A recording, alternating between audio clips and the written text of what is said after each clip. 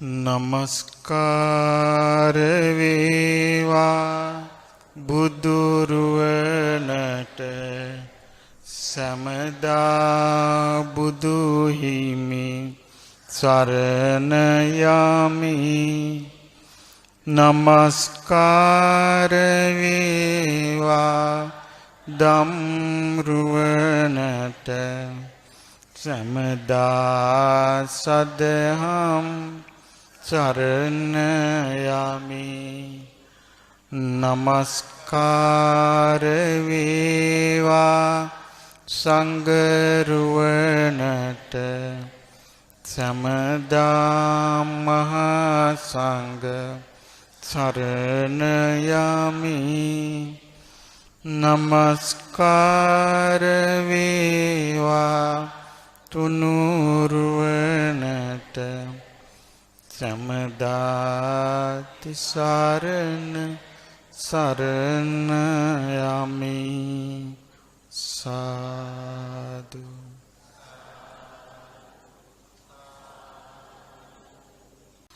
ගරුතර මහා සංඝරත්නයේ අවසරයි. පින්වත්නි, අපි උදේවරුේ ඉගෙන ගත්තේ පංච උපාදානස්කන්ධය ගැන. බුදුරජාණන් වහන්සේ වදාළ දේශනාව. ඒ දේශනාවේ නම කුමක්ද? පුන්නමා කියන සූත්‍රය. මේ දුක්ඛාරය සත්‍ය ගැන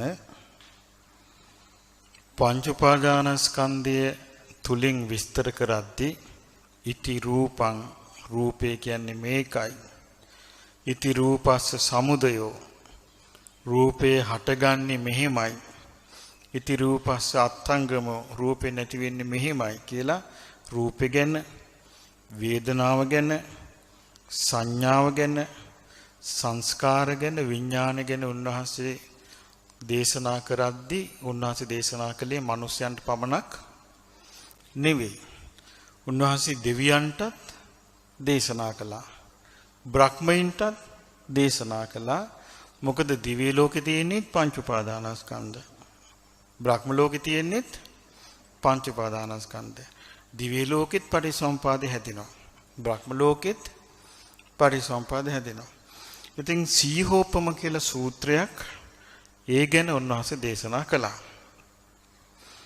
උන්වහන්සේ වදාලා, මහණෙනි, හැන්දෑ ජාමේ මෘග රාජ සත්වයන්ගේ රජු වන සිංහයා තමන් හිටියේ ගල්ලෙනෙන් එළියට එනවා. එළියට ඇවිල්ලා ඇඟේ තියෙන කේසර සොලවනවා. කේසර ගසා දමනවා. කේසර ගසා දමලා හාත්පස බලලා, හාත්පස වටපිටාව බලලා මොකද කරන්නේ?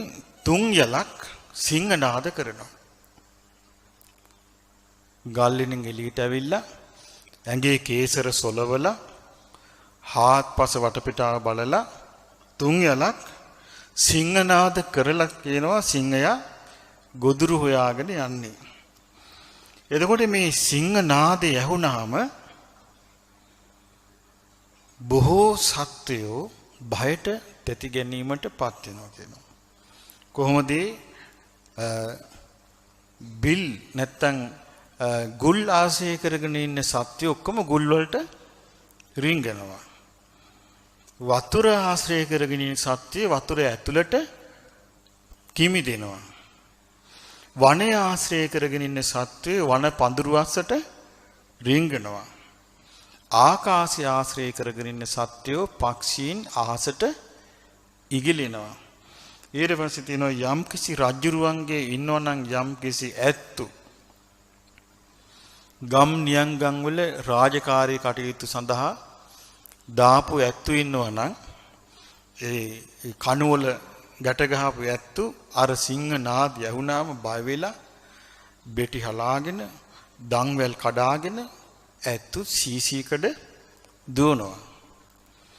ඒ බුදුරජාන් වහන්සේ වදාළ ඇයි මහණෙනි එහෙම වෙන්නේ? මහණෙනි, සිංහ රාජයා තිරිසංගත සතුන් අතර මහේ ශාක්‍ය වූ මහා 이르දිමත් සතෙක් කියනවා. ඒ වගේ මහණෙනි යම් කලෙක තථාගත අරහත් සම්මා සම්බුදු කෙනෙක් ලෝකේ පහළ වෙනවා. අරහත් සම්මා සම්බුදු විද්‍යාචරණ සම්පන්න සුගත ලෝකවිදු අනුත්තර පුරිස ධම්මසාරති සත්හා දේව මනුස්සාන බුද්ධෝ භගවා කියලා කියන තථාගත කෙනෙක් ලෝකේ පහළ වෙනවා. ලෝකේ පහළ වෙලා දෙවි මිනිසුන් අභියස මේ ධර්මයේ කියා දෙනවා. මොකද්ද කියා දෙන්නේ? මේක තමයි රූපය කියලා කියා දෙනවා. ගොරෝසු වේවා, සියුම් වේවා, ආධ්‍යාත්මික වේවා, බාහිර වේවා, හීන වේවා, ප්‍රණීත වේවා, දුර වේවා, ළඟ වේවා මේ රූපයයි. මේ රූපේ හටගන්නේ මෙහෙමයි.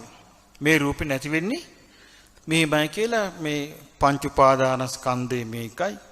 පංච උපාදානස්කන්ධේ හට ගන්නවා කියන්නේ මේකයි. පංච උපාදානස්කන්ධේ නිරුද්ධ වෙනවා කියන්නේ මේකයි කියලා බුදුරජාණන් වහන්සේ දේශනා කරනකොට බුදුරජාණන් වහන්සේ වදාළ මහණෙනි දෙවිවරු ඉන්නවා දීර්ඝ ආයුෂ තියෙන. දැන් අපිට හිතාගත හැකි පින්වත්නි මේ දීර්ඝ ආයුෂ තියෙන දෙවිවරු කොච්චර මුලා වෙනවද කියලා මිනිස්සු මුලා වෙන හැටි දැක්කහම දැන් මිනිස්සු ලෙඩ වෙනවා පේනවා. මේ උන්න මේ මලා පේනවා. මේ වාහනවල යනවා ඇක්සිඩන්ට් වෙලා මැරෙනවා පේනවා. මේ ගඟේ මූදේ වැටිලා මැරෙනවා පේනවා. මේ සුනාමි වගේ ඇවිල්ලා එකපාර දහස් ගණන් මැරෙනවා පේනවා. භූකම්පන ඇවිල්ලා කඩාගෙන වැටිලා ගිවල් මැරෙනවා පේනවා. යුද්ධ වලින් මැරෙනවා පේනවා. පෙනුනාට මිනිස්සු ජීවත් වෙන්නේ මැරෙන අය වගේද නොමැරෙන අය වගේද? ඔව් මරණය ළඟටවත් ඉන්නේ නැති අය වගේ තමයි ජීවත් වෙන්නේ. එතකොට මෙහිම මරණේ පෙනිපෙනි. මෙහෙම ලෙඩ රෝග පෙනිපෙනි. මෙහෙම දුක් විඳින සත්වයන් පෙනිපෙනි. මිනිසයා මේ මහංකාර නම් මෙහෙම උඩඟු නම් එහෙම මොකක්වත් ප්‍රකටව පේන්නේ නැති දීර්ඝ ආයුෂ තියෙන අවුරුදු දහස් ගණන් වාසය කරන දෙවිවරු කොහොම උඩඟු යද්ද? කොහොම මුලා වෙලා යද්ද? ඉතින් දේශනා කරනවා ඒ දෙවිවරු කවුද? දීඝායුකා දීර්ඝ ආයුෂ තියෙන වන්නවන්තෝ ගොඩාක් ලස්සන සුඛ බහුලා සැප බහුල වූ උච්චේසු විමානේසු චිරට්ඨිතිකා බොහොම උතුම් දිව්‍ය විමානවල කාලාන්තරයක් මුළුල්ලේ ඉන්න දෙවිවරු ඉන්නවා. ආන්ගේ දෙවිවරුන්ට භාග්‍යවතුන් වහන්සේ වදාරන මේ ධර්මයේ අහන්න ලැබෙනවා. මොකද මේ ධර්මයේ මේකයි රූපය, මේකයි වේදනාව, මේකයි සංඥාව, මේකයි සංස්කාර කියන්නේ මේක, විඥානය කියන්නේ මේක. මේවා හටගන්නේ මෙහෙම, මේක නිරුද්ධ වෙන්නේ මේ විදිහට කියලා චතුරාර්ය සත්‍ය තුලින් විස්තර කරනකොට මේ යේ බුයේන භයං සන්තාසං සංවේගං ආපජ්ජಂತಿ බොහෝ දෙවිවරු බයටපත් වෙනවා කියනවා. කැළඹීමටපත් වෙනවා කියනවා. සංවේගයටපත් වෙනවා කියනවා. කොහොමද? අනිච්චාව කිරබෝ මයා සමානා නිච්ඡම් හාති අමඤ්ඤිම්හ කියන බවත්නි අපි මේ අනිත්‍ය වෙලා යන අය නොවේ. නමුත් අපි හිතාගෙන හිටියේ අපි නිට්ටයයි කියලා. අද්දුවාව කිරබෝ මයං සමානා දුවම්හාති අමඤ්ඤිම්ම අපි හිතාගෙන හිටියේ හැමදෑම ඉන්න අය කියලා, ස්ථිර අය කියලා. බැලින්නම් අපි අස්ථිර අය නොවේ. අසස්සතාච කිරබෝ මයං සමානා සස්සතම්මාති අමඤ්ඤිම්ම අපි හිතාගෙන හිටියේ අපි සාස්වතයි, සදාකාලිකයි කියලා. බැලුවාම අපි සදාකාලික නෑ නොවේ. අපි වාසය කරලා තියෙන්නේ සක්කාය පරියාපන්න.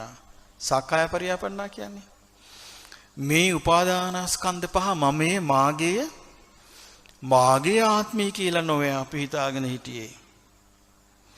නමුත් මේවා අනිත්‍යයි, අස්තිරයි, අසාස්වතයි. මේ ඔක්කොම මේ රැවටිලා හිටියා මමයේ මාගේ කියලා බුදුරජාණන් වහන්සේ දේශනා කරන මහණෙනි ඇයි එහෙම මේ මහා බල සම්පන්න දෙවිවරු කම්පා වෙන්නේ? තැතිගන්නේ. වෙවුලලා යන්නේ ඇයි?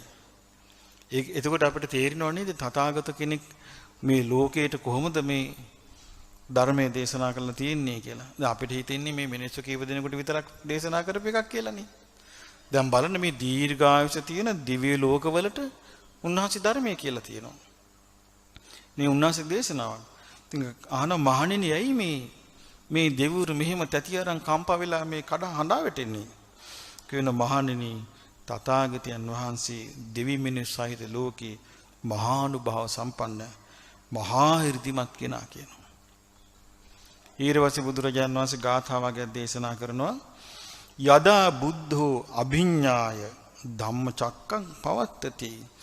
යම් දවසක බුදුරජාණන් වහන්සේ විශේෂ ඥාණයෙන් ධර්ම චක්‍රය ප්‍රවර්තනය කළාද සදේවකස්ස ලෝකස්ස සත්තා අපපටි පුද්ගලෝ දෙවියන් සහිත ලෝකයේ තුලේ ශාස්ත්‍රුන් වහන්සේ හා සමාන කෙනෙක් නැහැ. උන්වහන්සේ දේශනා කරනවා සක්කායංච මේකයි සක්කාය කියලා සක්කාය දෘෂ්ටිය ඇති වෙන විදිහ කියා දෙනවා. නිරෝධංච ඒ පංච උපාදානස්කන්ධي නැති වෙන්නේ මෙහිමයි කියලා කියා දෙනවා. සක්කායච සම්භවං මේ විදිහටයි මේ පංච උපාදානස්කන්ධي උපදින්නේ කියලා කියා දෙනවා. ආර්යං චට්ටංගික මග්ගං දුක්ඛූපසමගාමිනං මේ දුක් නැති කරන ආර්ය ශ්‍රාගික මාර්ගය මේකයි කියලා කියා දෙනවා. යේපි දීඝායුකා දේවා වන්නවන්තෝ යසස්සිනෝ මහා පිරිවර සිටින මහා රූප සෝභායති වර්ණවන්ත දීර්ඝායස තියෙන දෙවිවරු මේක අහලා භීතා බය වෙලා සන්ත සමාපාදුන් තැති ගැනීමටපත් වෙලා ඉන්නව කොහොමද සීහස්සේ විතරේ මිගා සිංහයා සිංහනාද කරද්දී අනිස්සත්තු තැති ගන්නවා වගේ කියනවා ඒගොල්ලෝ අවීති වත්තා සක්කායන් අනිච්චා කිර බොහෝමයන් අනේ අපි මේ අනිත්‍ය වූ පංච උපාදානස්කන්ධේ ඉක්මවා ගිහිල්ලා නැහැ නෝෑ සුත්වා අරහතෝ වාක්‍යං විපමුත්තස්ස තාදිනෝ ඒ කියන්නේ අෂ්ටලෝක ධර්මෙන් නොසැලෙන කෙලෙසුන්ගෙන් නිදහස්ු තාදී වූ බුදුරජාණන් වහන්සේ නැමැති උතුම් රහතන් වහන්සේගේ වචනය අහලා ඒ දෙවිවරු කම්පා වෙනවා කියන අනේ අපි මේ ඉන්නේ පංච උපාදානස්කන්ධයෙන් නිදහස් වෙලා නෙමෙයි කියනවා. පංච උපාදානස්කන්ධයෙන් නිදහස් වුණා කියන්නේ මොකද්ද? කවුද පංච උපාදානස්කන්ධයෙන් නිදහස් වුනේ? රහතන් වහන්සේලා. මේ ලෝකේ යමෙක් රහත්ද උන්වහන්සේලා පංච උපාදානස්කන්ධයෙන් නිදහස්. වෙන මේ දෙවියන් බඹුන් මරුන් සහිත ලෝකෙ කිසි කෙනෙක් මේ පංච උපාදානස්කන්ධයෙන් නිදහස් නැහැ. එතකොට මේ පංච උපාදානස්කන්ධය ගැන මේ හවස් වරුවේ අපි විස්තර ඉගෙන ගන්නේ කජ්ජනීය කියන සූත්‍රය.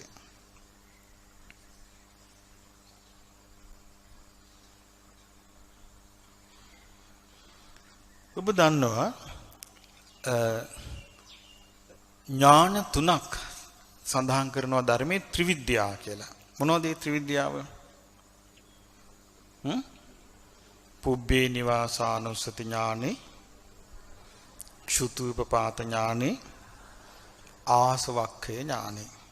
ඉතින් මේ පුබ්බේ නිවාස ඥානය ගැන කියනවා මහණෙනි කවුරු හරි ශ්‍රමණයෝ එහෙම නැත්නම් බ්‍රාහ්මණයෝ තමන් පෙරවිසූ කඳ පිළිවෙල සීකරනවා නම් මං ඉස්සර මෙහෙම හිටියා.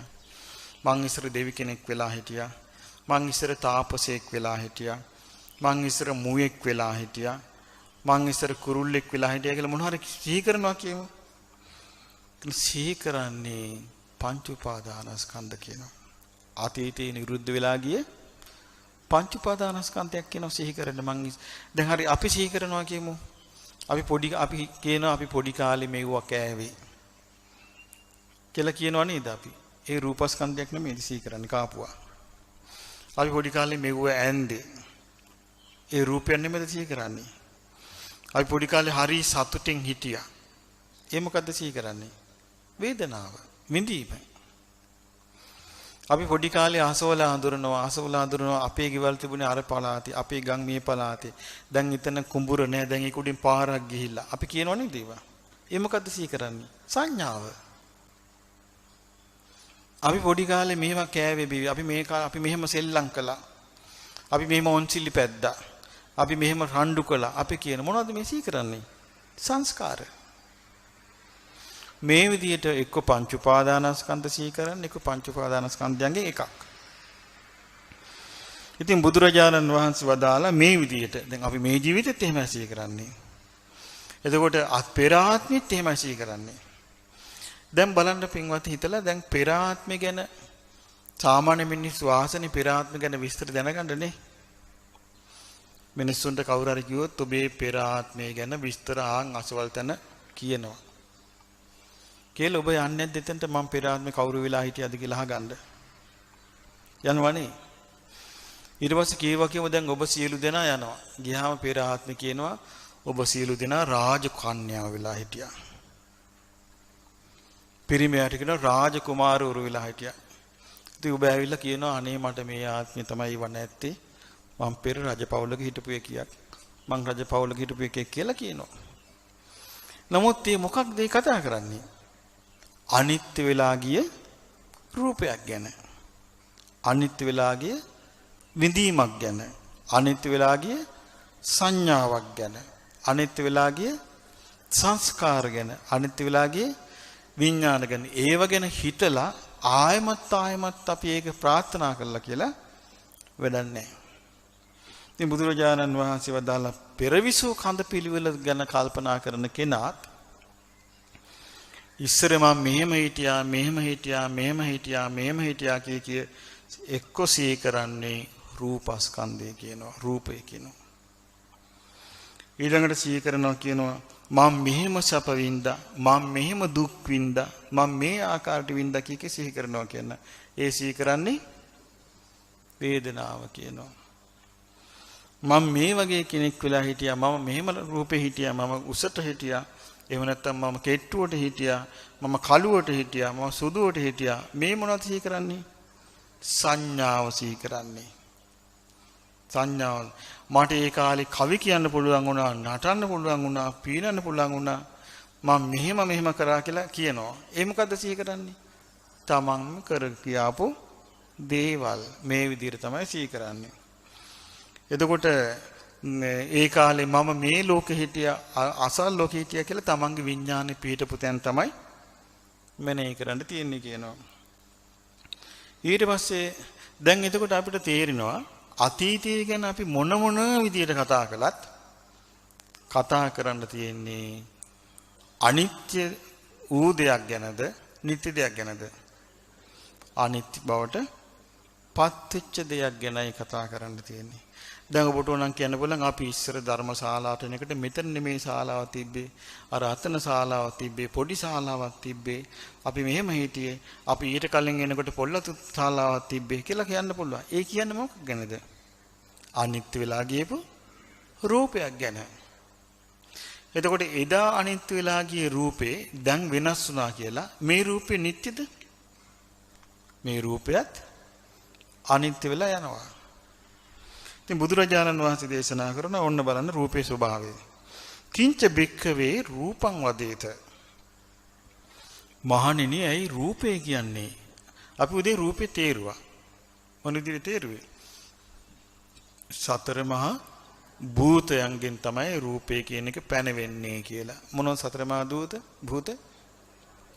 පඨවි ධාතු, ආපෝ ධාතු, තේජෝ ධාතු, වායෝ ධාතු. එයින් හටගත්තු දේවල් තමයි මේ ගොඩනැගිලි, මේ උපකරණ, මේ අපි හැමෝම අපි පුරෝගෙන ඉන්න වස්ත්‍ර, මේ හැමදේම මේ සතර මහා භූතයන්ට ආйти දේවල්. ඉතින් මේ අහනවා ඇයි මේකට රූපේ කියන්නේ?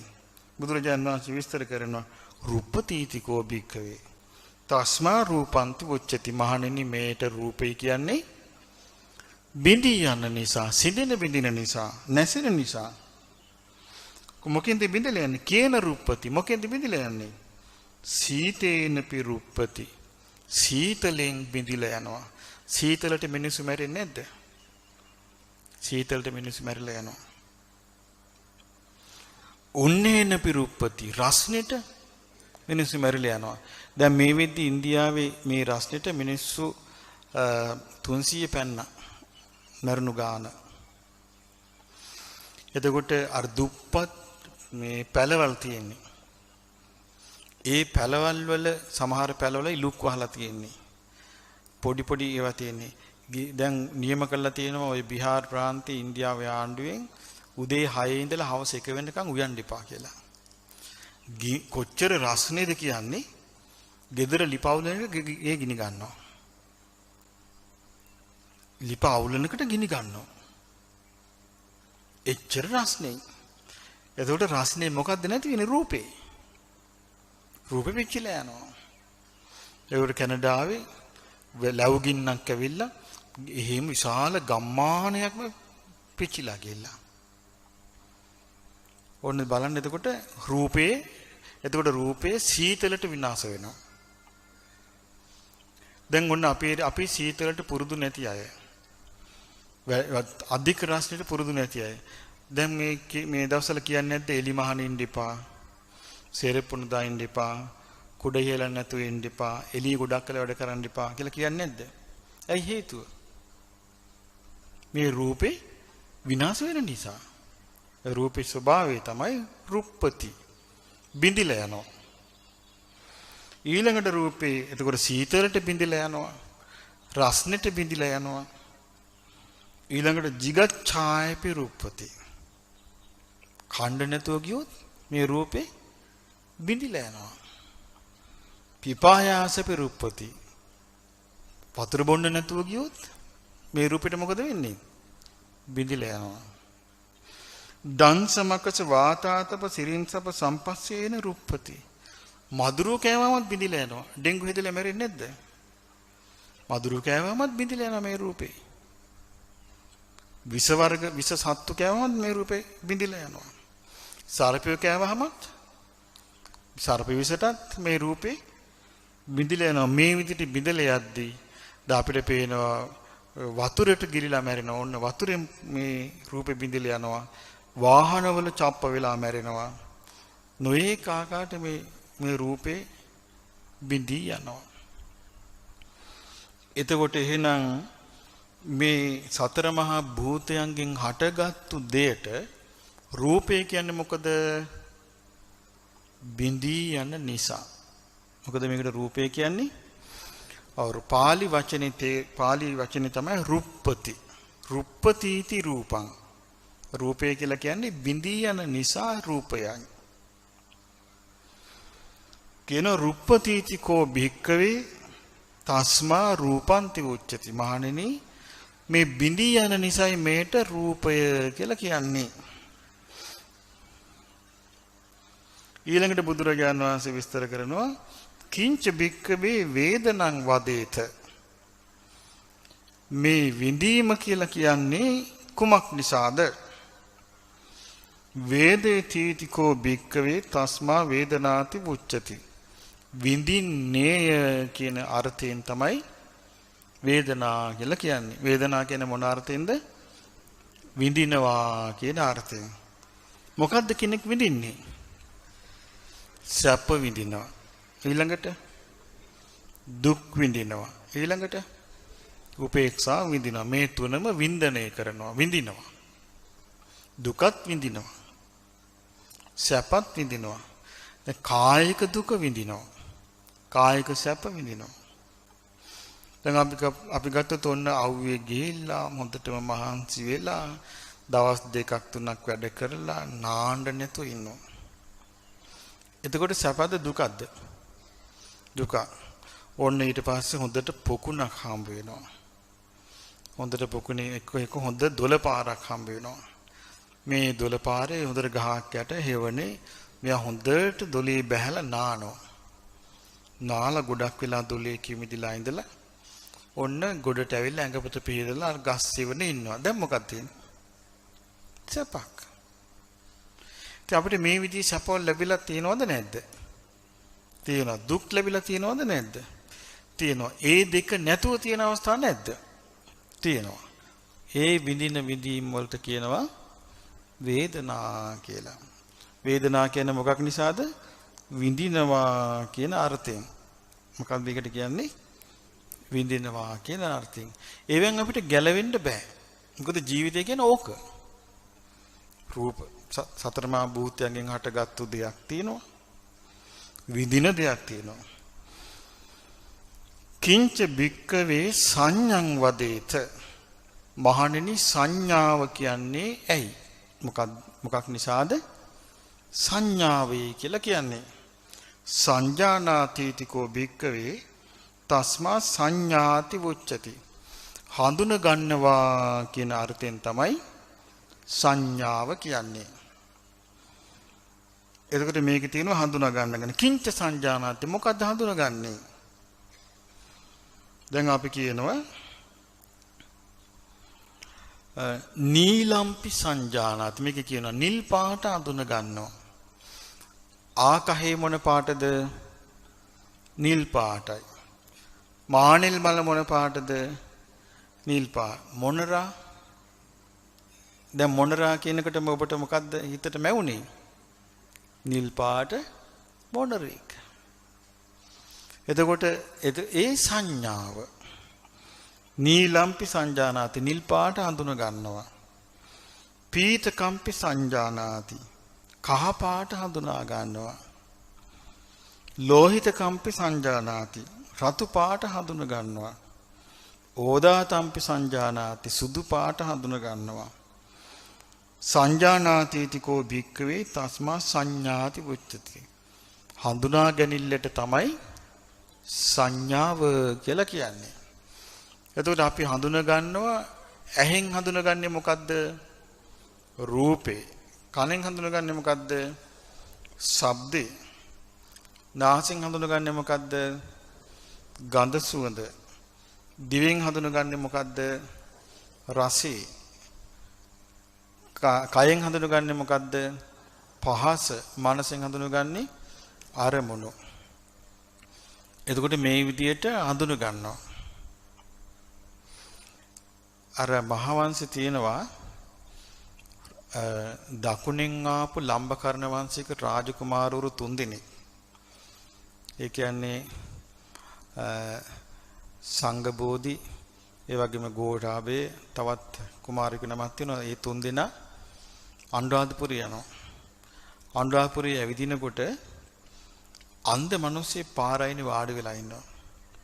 ඒ අන්ධ මිනිස්සයා අනාවේකි කියන කෙනෙක්. එයා කියනවා මට ඇහෙනවා 3 දිනෙකුගේ අඩි ශබ්දේ. මේ 3 දිනාම ලංකා පොළොව රජ කරනවා කියනවා. එයාට ඇස්පෙන්නේ මේ පොළොවේ අඩි ශබ්දෙන් කියන්නේ ලංකා පොළොවේ 3 දිනාම රජ කරනවා කියනවා. පස්සෙන් යන ගෝඨාභය අහනවා මේ කවුද වැඩිපුර රජ කරන්නේ කොයි එක්කෙනාද කියලා. ඊට පස්සේ ඔය වගේ විස්තරයක් තියෙනවා. ඒතර බලන්න හඳුනා ගන්න විදිය. සද්දෙන් හඳුනා ගන්නවා මේ අසවල් කෙනා එන්නේ. හඳුනගන්නේ නැද්ද? කටහඬෙන් හඳුනා ගන්නවා මේ කතා කරන්නේ අසවල් කෙනා.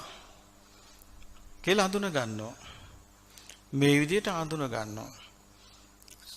ඊළඟට ගන්ධ සුවඳින් හඳුනා ගන්නවා. දැන් අපි මිනිස්සෙක් කැලෑවේ යනකොට සතා හඳුනා ගන්නවා අපි මිනිස් ගඳින් මේ මිනිස්සෙක් කෙනවා කියලා.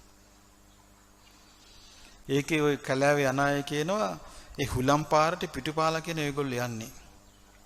හුලම් පාරෙන් හඳුනා ගන්නවා කියනවා මේ නාසයට දැනෙන ගඳ සුවඳෙන් මේ මිනිස්සෙක් කෙනවා කියලා. හඳුනා ගන්නවා නාසෙනුත්. දිවෙනුත් හඳුනා ගන්නවා කන බොන දේවල් ගැන. අපි කරවලක කෑවත් මොනවා හරි අපි කන දේ මේකයි කියලා හඳුනගන්නේ නැද්ද? හඳුන ගන්නවා. පාසෙන් හඳුන ගන්නවා. ඉතින් මේ විදිහට මනසින් අරමුණු ඇවිදින් මනසට එන අරමුණු තුලින් අපි හඳුන ගන්නවා. හඳුනගන්නේ වර්ණේ. වර්ණේ තමයි හැඩේ පේන්නේ. ඊළඟට මේකේ තියෙනවා කිංච භික්ඛවේ සංඛාරේ වදේත. සංස්කාර කියලා කියන්නේ ඇයි මහණෙනි? අපි දන්නවා සංස්කාර කියන එක බුදුරජාණන් වහන්සේ විස්තර කළා චෛමේ භික්ඛවේ චේතනාකාය. මහණෙනි මේ සය වැදෑරුම් චේතනාවෝ සංස්කාරයෝය. රූප සංචේතන, ශබ්ද සංචේතන, ගන්ධ සංචේතන, රස සංචේතන, පොට්ඨබ්බ සංචේතන, ධම්ම සංචේතන කියලා. ඒ කිව්වේ ස්පර්ශය ඇහි ස්පර්ශයෙන් රූපය අඳුනාගෙන ඒ රූපය ගැන චේතනා පහළ කිරීම ඒ කියන්නේ රූපය ගැන චේතනා පහළ කරනවා කියන්නේ ඒ ගැන කල්පනා කරලා කර්ම රැස් කරනවා කියන එක. ඒක රූප සංචේතන. මේ විදිහට ඇහි ස්පර්ශයෙන් රූප සංචේතනාව කර්ම රැස් කරනවා. කනේ ස්පර්ශයෙන් කර්ම රැස් කරනවා. නාසයේ ස්පර්ශයෙන් කර්ම රැස් කරනවා. දිවේ ස්පර්ශයෙන් කර්ම රැස් කරනවා. කයේ ස්පර්ශයෙන් කර්ම රැස් කරනවා. මනසේ ස්පර්ශයෙන්ුත් කර්ම රැස් කරනවා. රැස් වෙනවා. දැන් දේවදත්ත හිටියා 이르දි ප්‍රාතිහාර්ය පාන්න පුළුවන් ආකාරයට හිත සකස් කරන්න. දවසක් දේවදත්තට චේතනාවක් පහළ වුණා. මොකද චේතනාව මම සංඝයා ભેද කළා. මම සංඝයා ભેද කරනවා කියලා චේතනාව පහළ වුණා. ඒ චේතනාව පහළ වෙච්ච ගමන් ඒ 이르දි ප්‍රාතිහාර්ය සඳහා සකස් වෙච්ච හිතේ තමයි අර චේතනාව ඉපැද්දෙව්වේ. එතකොට මාර 이르දි ප්‍රාතිහාර්ය නැති වුණා. දැන් බලන්න චේතනාවේ බල්ලි 이르දි ප්‍රාතිහාර්ය ඔක්කොම නැති වෙලා ගියා. එක චේතනාවකින් කර්මය චේතනාව තමයි කර්මය. එතකොට බුදුරජාණන් වහන්සේ වදාරනවා කිංච බික්කවේ සංඛාරේ වදේත. මහණෙනි සංස්කාර කියන්නේ මක් නිසාද? සංකතං අபிසංකරොන්ති इति. සංකතං කියලා කියන්නේ පංච උපාදානස්කන්ධෙට. රූපේ සංකතයක්. සංකතයක් කියන්නේ මොකද්ද? සංකතයක් කියන්නේ මොකද්ද? හට ගන්නා ස්වභාවය යුතු සකස් වූ දෙයක්. අසංකතය කියන්නේ මොකද්ද? සකස් නොවුණු දෙයක්. සකස් වෙන දෙයක තියෙන ලක්ෂණ මොනවද? උපාදෝ පඤ්ඤායති. ඒක හට ගැනීම පේනවා. වයෝ පඤ්ඤායති. ඒක වෙනසියාම පේනවා. ඨිතස්ස අඤ්ඤතත්තං පඤ්ඤායති. පවතින දේ තුල විනාශ වෙවි යාම පේනවා. අපේ ජීවිතවල අපි ඉපදුනා පෙවුන්නේ නැද්ද? පෙවුනා. දැන් නාකි වෙවි යනවා පේන්නේ නැද්ද? පේනවා. විනාශ වෙවි පවතින බව පේන්නේ නැද්ද? පේනවා. අපි හදපු ගෙවල් දොරවල් වල ওই ලක්ෂණේ පේන්නේ නැද්ද? පේනවා. අපි ගන්න ඇඳුම් පැළඳුම් වල ওই ලක්ෂණේ පේන්නේ නැද්ද? සතා හීපාවගේ ওই ලක්ෂණ පේන්නේ නැද්ද? පේනවා. ආණ්ඩු වල ওই ලක්ෂණ පේන්නේ නැද්ද?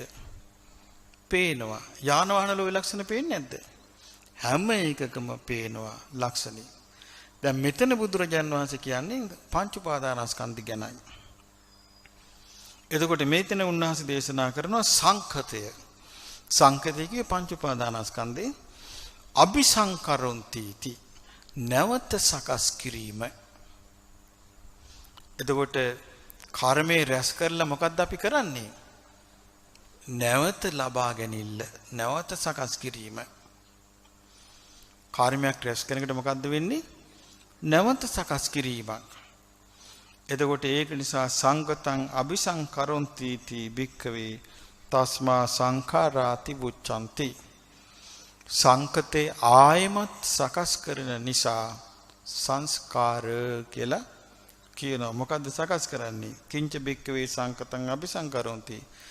මහණෙනි මොකද්ද මේ සකස් වෙච්ච දේ ආය සකස් කරනවා කියන්නේ? රූපං රූපත්තාය සංකතං අபிසංකර. දැන් මොන අපිට සකස් වෙලා තියෙන රූපයක්.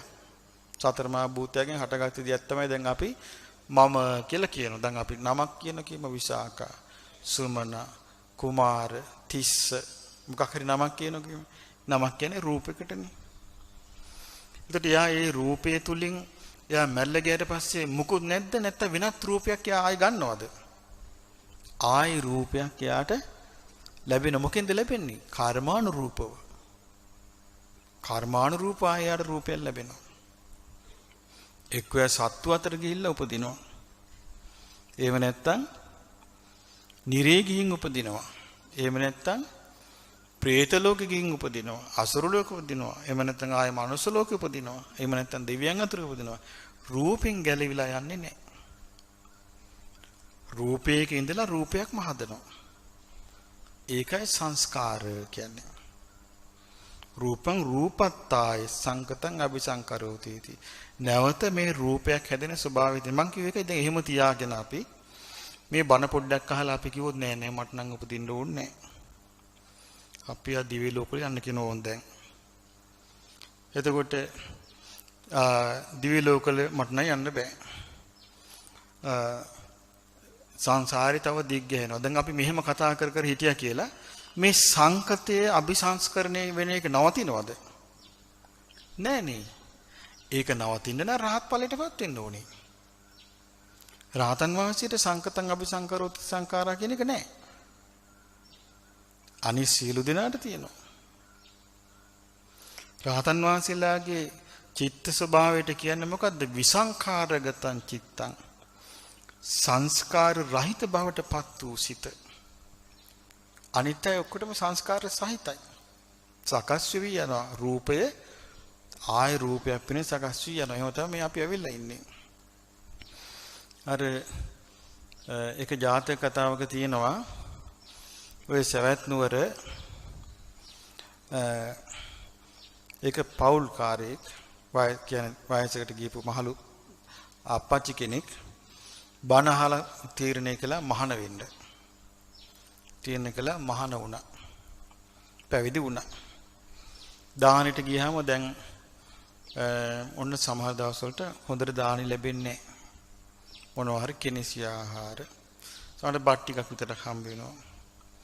මොනවා හරි සරල දෙයක් හම්බ වෙනවා. දැන් මෙයා රස තෘෂ්ණාවෙන් යුක්තයි. ගෙදරදී රහට කාපු කෙනෙක්. කෙලීම බත් එකක් පාත්‍රයට අරගෙන කොහෙද යන්නේ? පරණ ගෙදර. ගියාම හාමිනේ මොකද කරන්නේ? මොනවා හරි ආයෙ වෑංජන් හදලා උයලා දෙනවා. දැන් ඒ නිසා මේ හාමුදුරුවෝ පුරුදු වුණා ගෙදර යන්න.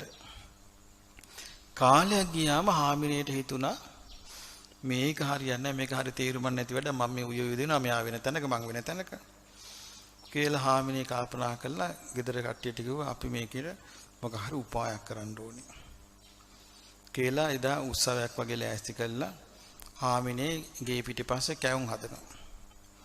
ඔන්න අර එදත් දානෙට හම්බ වෙලා තියෙන මොනවා හරි කෙනිසි ආහාර පාත්‍රෙත් තරම් ගේ ඉස්සරහට වැඩියා.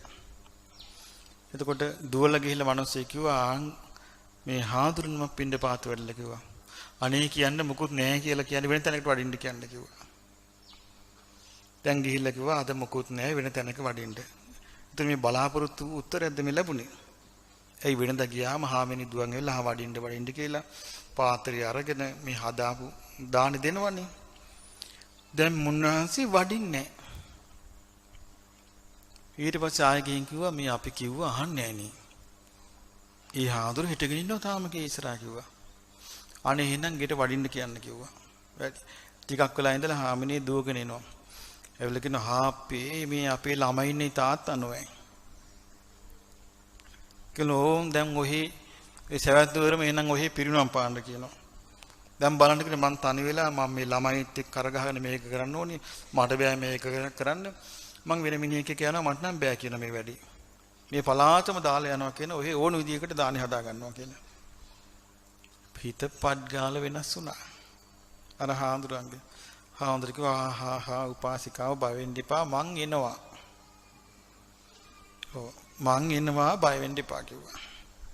කියලා කෙලීම ඒ කාලේ පැනලා යන්නේ. කෙලීම ගියා ගුරුවරයා ගාවට. ස්වාමිනී මෙන්න පාත්‍රේ මම ගෙදර යන්න තියෙන කියලා. ඇයි කියලා ඇහුවා. හාමිනී තනි වෙලා කිව්වා. ළමයිත් ඉන්නවා කිව්වා. තාම ළමයි පුංචි. මං ගෙදර ගිහලා කටයුතු ඉෂ්ට කරනවා. එතකොට ඒ ලොකු හාමුදුර කිව්වා කාලබල වෙන්න එපා. අපි බුදුරජාණන් වහන්සේ බැහැ දකින්න දැන් අනේ බෑ කිව්වා. දැන් බලන්න බුදුරජාණන් වහන්සේ වෙනියෙම මහාන වෙච්ච අය. කෙලෙස් බලවත් වුණාට පස්සේ බුදුරජාණන් වහන්සේ ඉන්න පැත්තවත් බලන්න කැමති නෑ. ඇදගෙන ගියා. බුදුරජාණන් වහන්සේ මොකෝ මේ අකමැත්තේ මේ උන්වහන්සේ වැදන් ඉන්නේ කියලා ඇහුවා. අනේ ස්වාමීනි මෙන්න මෙහෙම ඒ ගුරුහාමුදුර කිව්වා. මෙන්න මෙහෙම කරදරයක් කියලා පැරණි බිරින්දෑ අසරණ වුණා කියලා මේ යන්න හදන්නේ. බුදුරජාන් වහන්සේ වදාලා ওই බිරින්දෑ තමයි මීට කලින් ආත්මේ මේ උන්වහන්සේ මුවෙක් වෙලා ඉඳිද්දී මරාගත්තා කිව්වා. කොන බලන්න. එතකොට භික්ෂුන් වහන්සේලාට ආස හිතුණා මේ කතන්දරය අහන්න. බුදුරජාණන් වහන්සේට කියා හිටියා. බුදුරජාණන් වහන්සේ වදාලා ඒක කාලෙක මේ ඝන වනාන්තරයේ මෝරංචුවක් හිටියා. ඒ ගමට කිට්ටුවත් ওই පඳුරු වස්සේ මෝ හිටියා. ඒ ගමට කිට්ටු ඉන්න මෝ හොඳට දන්නා මිනිස්සු යන පාරවල් ඉව තියෙනවා. හොඳට දන්නවා. අර ගමින් අර වනාන්තරේ හිටපු මෝරංචුව දවසක් සිදාදියට ආවා. ආවට පස්සේ අර ගමේ මෝරංචුවත් එක්ක එකතු වුණා. එතන හිටියා මෝදෙන. මේ මෝදෙනට කැලෙන් ආපු මෝඩ මුවෙක් සිට් වුණා. එතකොට අර මෝදෙන අනිත් කැලෙන් ආපු මෝ ටික කිව්වා දැන් මේ හිටිය ඇති කැලේට යන්න වර කිව්වා. මට බෑ කිව්වා. බලපල්ල කිව්වා. දැන් මේ මොකෝ සහකාරියක් හම්බ වෙලා. ඊට පස්සේ අර මෝදෙන හරි කට්ටයි. දැන් මෝදෙන මොකද කරන්නේ? දැන් මෝදෙන කිව්වා දැන් දවසක් දැන් මේ තනකොළ කකා ඉන්නවා දැන් මේගොල්ලෝ විනෝදේ. ඉන්නකට මෝදෙන තීරුම් ගත්ත අද නම් වැද්දෝ දඩේමට ඇවිල්ලා ඉව තියෙනවා. මෝදෙන අර මොවාට කිව්වා එහෙනම් ඔයා ඉස්සර වෙලා යන්න මම පිටිපස්සෙන් එන්නම් කිව්වා. මෝඩයා ඉස්සර වුණා. වැද්දා විද්දා. විද්ද ගම මොවා එතන මැරිලා වැටුණා. මෝදෙන පැනලා ගියා. බුදුරජාන් වහන්සේ වදාලා ඒ මෝදෙන තමයි ඔය ගෑණි කිව්වා. එදා මුවා වෙලා හිටියේ ඔහි කිව්වා. ආයෙමත් ඔය තොණ්ඩුවේ පැටලෙන්නේ තොහේ මේ හදන්නේ කියලා ඇහුවා. බය වෙලා සාලිත වෙලා ගියා. ඊට පස්සේ ඔන්න හිත ලෑස්ති වුණා ධර්මය අහන්න. ධර්මයේ දේශනා කළා. සක්කාය දිට්ඨි නිදහස් වුණා. සෝවාන් ඵලයටපත් වුණා. අර භික්ෂුන් වහන්සේ. එතකොට බලන්න මේ සංසාර බන්ධනත් කැරකි එන හැටි. දැන් ওই වගේ කොච්චරනම් විමුක්තිය කරා යන අයව විමුක්තියෙන් ලෙස්සලා ආපහු දුකට වැටෙන වෙද්ද? මොනතරම් මේ නිවන් මඟ අහිමි වෙවි සංසාරෙටම වැටෙනවද? දුකටම වැටෙනවා. සැපට වැටෙනවා නෙමෙයි. නිවන් මඟට පිවිසෙනව නෙමෙයි. සසරටම පිවිසෙනවා. ඉතින් මේ ස්වභාවය තමයි සංස්කාරයන්ගේ තියෙන්නේ. වේදනං වේදනත්තාය සංකතං අபிසංකරොන්ති. එතකොට සංස්කාර කියලා කියන්නේ විඳීම ආයමත් විඳින්නම සකස් වෙනවා. විඳීමක් සකස් වෙන්නේ විඳින්න බයි. දැන් අපි ඒකනේ බුදුරජාණන් වහන්සේ දේශනා කරන්නේ. දේශනා කරලා තියෙනවා යම් කිසි කෙනෙක් කියන සචේ භායසි දුක්ඛස්ස ඉදී යමේ දුකට බය නම් සචේවෝ දුක්ඛමප්පියං ඉදින් ඔබට දුක අප්‍රිය නම් මා කත්ථ පාපකං කම්මං පව් විතරක් කරන්න එපා කිව්වා. ආවීවා යදිවා රහෝ එලිපිට හෝ රහසේ හෝ කරන්න නම් එපා කිව්වා. දුකට අකමැති නම් දුකට බය නම් එතකොට තේරුම මොකද්ද?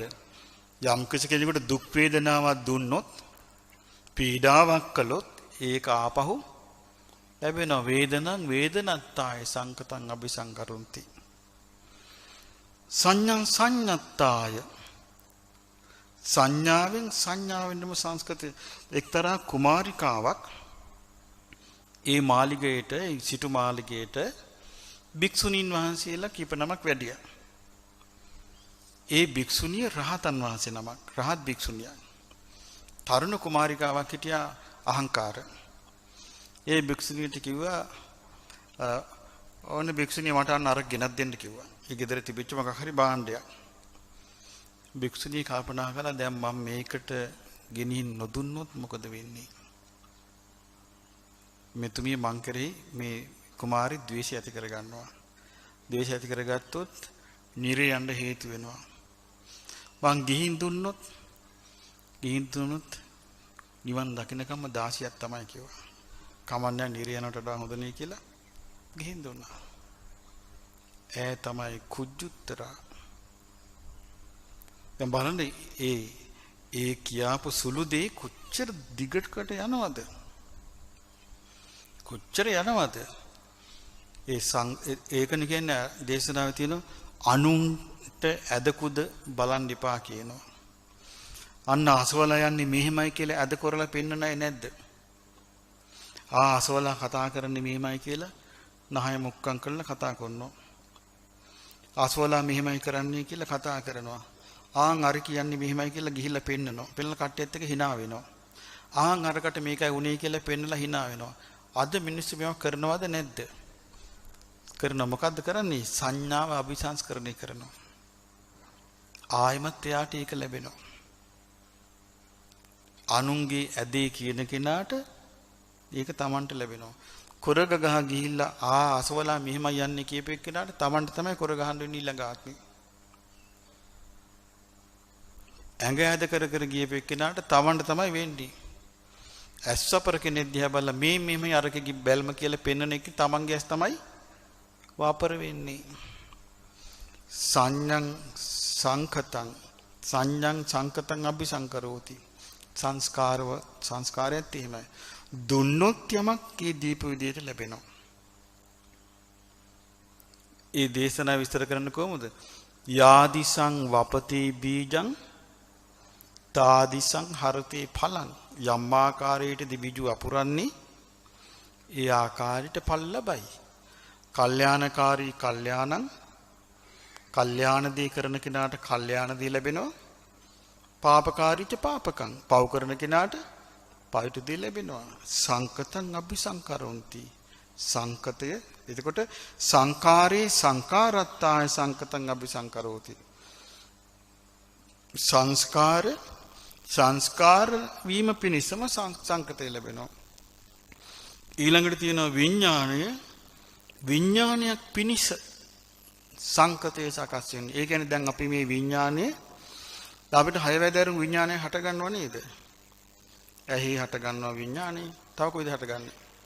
කනේ හට ගන්නවා විඥානය. නාසයේ හට ගන්නවා විඥානය. දිවේ හට ගන්නවා විඥානය. කයේ හට ගන්නවා විඥානය. මනසේ හට ගන්නවා විඥානය. එතකොට මේ විඥානය හටගන්නේ කුමක් පිණිසද මේ විඥානය සකස් වෙන්නේ? ආයිමත් විඥානයක් පිණිසයි. කුමක් පිණිසද? විඥානත්තාය සංකතං අபிසංකරොන්ති. විඥානය පිණිස සකස් වෙන්නේ.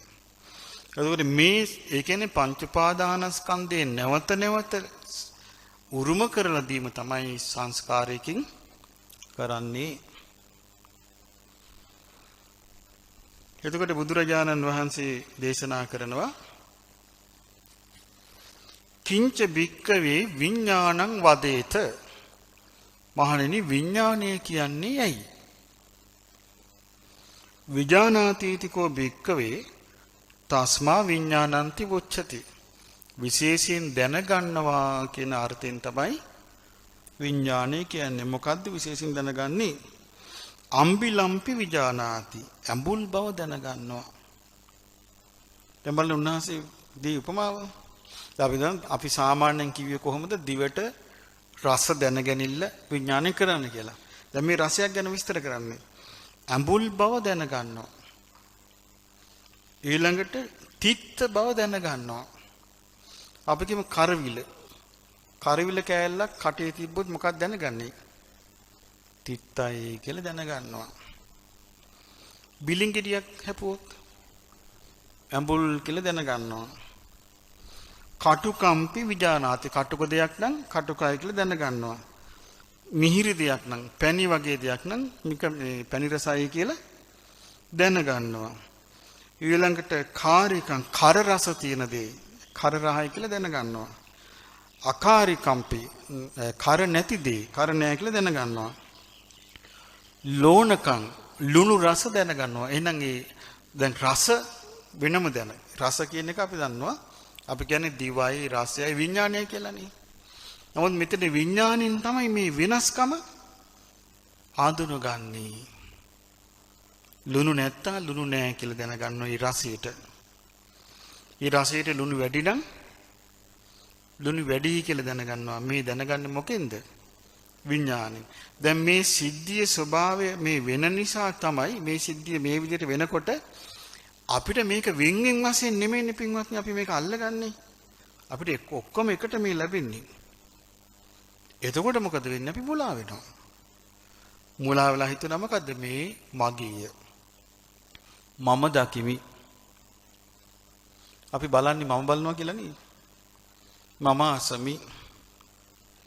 මම ආග්‍රහණය කරමි.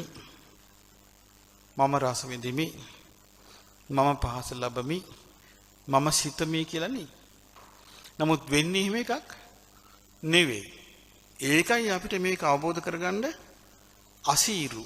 ඇයි අපි කාලයක් තිස්සේ රාමෝකනේ හිර වෙලා ඉන්නේ.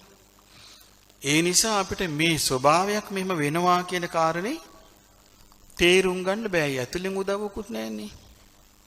හිත යනවා මෙහෙ යනවා රත්නේ නිදිමතයි එක එක දේවල් වෙනවා. ඉතින් එතකොට ඇතුලෙන් උදව්වකුත් නැහැ. දැන් බුදුරජාණන් වහන්සේ පහළ වුණේ ඒකනේ ඒ කාලේ. මේ කාලේ බුදුරු පහළ වෙනවද? නැහැ. මේ පිරිහගෙන යන කාලේ.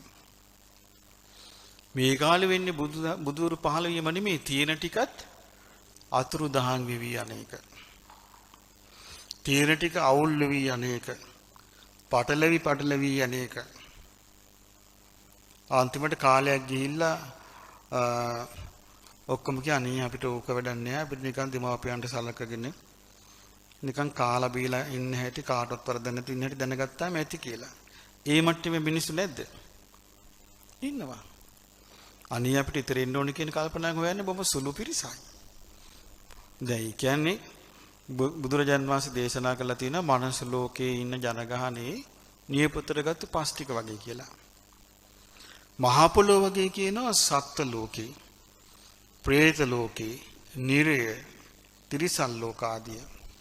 එතකොට නියපොතරගත් පස් ටික වගේ ඉන්න මිනිස් ජනගහණින් ඉතාම ස්වල්ප දෙනයි නේද? අනේ මේකෙන් එතර වෙන්නේ නැත්නම් හොඳයි කියලා හිතන්නේ. අනිත් පිරිසන්නේ අපි කාටවත් වරදක් කරන්නේ නැහැ. අපි පාඩිය අපි දිමාපියන් සලකගෙන ලස්සනට ඉන්න ඕනේ. ඔච්චරනේ හිතන්නේ. ඉතින් ඒ නිසා ඒ සාමාන්‍ය නුවණක් තියෙන්න ඕනේ. මට මතකයි කල්පනා කරනවා කියන එක මේ පින්වත්නි අපිට පිළිහිටලා තියෙන්න ඕනේ. මට මතකයි මම ඉස්කෝලේ එතකොට ඉස්කෝලේ 7 හරි 8 වසරේ මම ඉස්කෝලේ 8 වසරින් ඉඳිද්දි අපේ යාළුවෙක් හිටියා සුගත් කියලා. එතකොට තව යාළුවෙක් හිටියා නිමල් කියලා. අපි තුන්දෙනා මොකක් හරි කතා කරගෙන ඉඳිද්දි සුගත් නිමල් මට කිව්වා සුගත් දිහා බලලා මට කිව්වා බලන්නකෝ මේක මහාන වෙන්නේ යන්නේ කියලා. සුගත් මහාන වෙන්න යන්න. දැන් නිමල් මට කිව්වා අපිට එහෙම බං අපිට ඉඳින්න මේකේ ආසයිනේ කිව්වා. ඉතින් මං එතකොට මගේ හිත කියන්න ගත්තා මොකටද මෙයා ඉඳින්න ආස කරන්නේ මේකට? ඇයි මෙයා ඉඳින්න ආස? මම 7 ඉස්කෝලේ 8 පන්ති සිද්ධිය මේ කියන්නේ. ඒ කාලෙත් මම කල්පනා කරලා ඇයි මෙහෙම ආස කරන්නේ? ඉතින් මේකේ නිදහස් වෙන්න තියෙන නම් හොඳයිනේ. ආන් එක පිළිහිටපු එකක්. එතකොට පුරුද්දක් නැත්තම් සංසාරේ පිළිහිටන්නේ නැහැ. පුරුද්දක් නැත්තම් අඩු ගානේ පුරුද්දක් ඇති කරගන්න වීරියක් ගන්න ඕනේ. ඒ කියන්නේ ධර්මයේ මානසිකාර කරන්න පුරුද්දක් අනුව වීරියක් ගත්තේ නැත්තම් පිළිහිටන්නේ නැහැ. පිළිහිටන්නේ නැත්තම් විදර්ශනා ප්‍රඥාවක් ඒ කෙනාට මේ කියන දේවල් තේරෙයිද? නෑනේ. හිත සතුටු වෙයිද? හිත පිනායයිද? නෑනේ. නැත්තම් මේ ධර්ම කරුණු කියනකොට මේ යෝනිසෝ මනසිකාරයේ තියෙන කෙනාගේ හිතට විශාල සන්තෝෂයක් ඇති වෙනවා. විශාල පිනායාමක් ඇති වෙනවා නොවැළීම ගැන කතා කරද්දී. විදර්ශනා ප්‍රඥාව තියෙනවා නම් ඇතුලේ දශමයක් හරි ඒ දශමය හරි වැඩ කරන්න පටන් ගන්නවා. එතකොට යා ප්‍රීතියටපත් වෙනවා. දැන් බලන්න හිතලා විදර්ශනා ප්‍රඥාව ඇතුලේ වැඩ කරපු හැටි සාමාන්‍යයෙන් අර උපතිස්ස කෝලිත කියන පිරිවැජුවේ දෙන්න මේ ගිරග්ග සමජ්ජ කියලා මේ කන්ද උඩ නැටුමක් බලන්න ගියේ. නැටුමක් බල ඉඳලා දෙන්න කතා වුණා. අනේ මේ නැටුම් විලාසිතා මේ සංගීත සාජ්‍යම් බල ඇති ඵලේ මොකද්ද?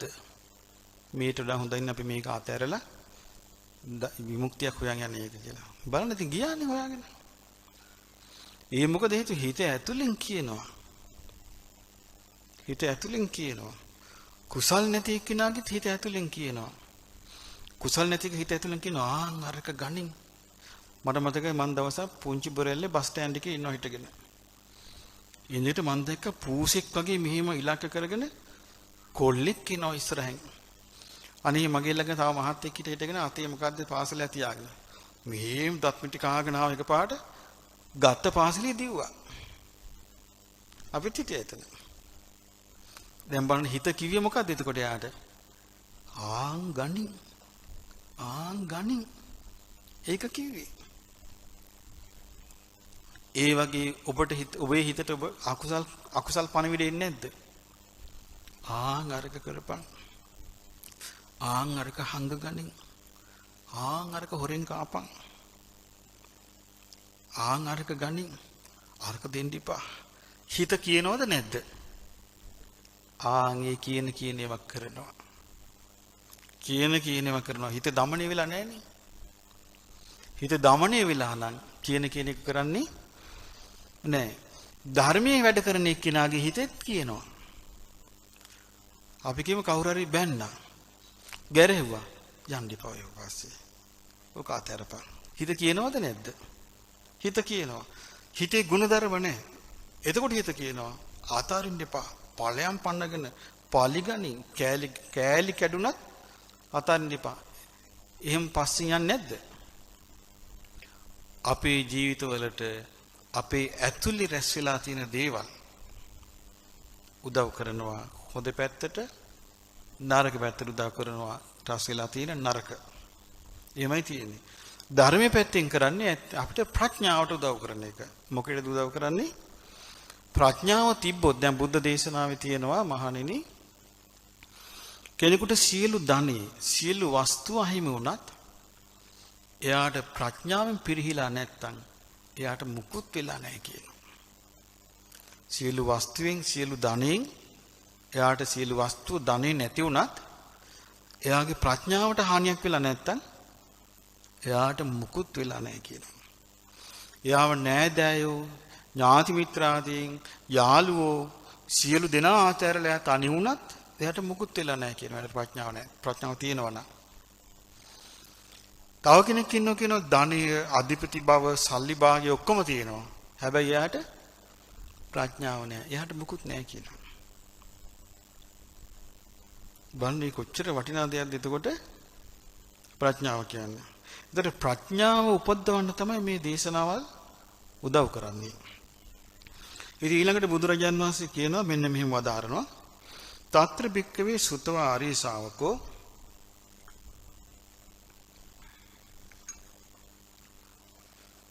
එතකොට මහණෙනි ශ්‍රුතවත් ආර්ය ශ්‍රාවකයා ශ්‍රුතවත් කිව්වේ ධර්මයේ අසාපු ආර්ය ශ්‍රාවකයා ඉතිපටි සංචික්කති මේ විදියට නුවණින් මෙනෙහි කරනවා. අහංකෝ ඒතරහි රූපේන කජ්ජාමි මාව මේ ආත්මෙත් මේ රූපේ විසින් කනවා. අතීතම් පං අද්දානං ගේම රූපේන කජ්ජින් අතීතේ පෙර ආත්මවලත් මාව මේ විදිහට තමයි මේ රූපේ කාලා දෑවි.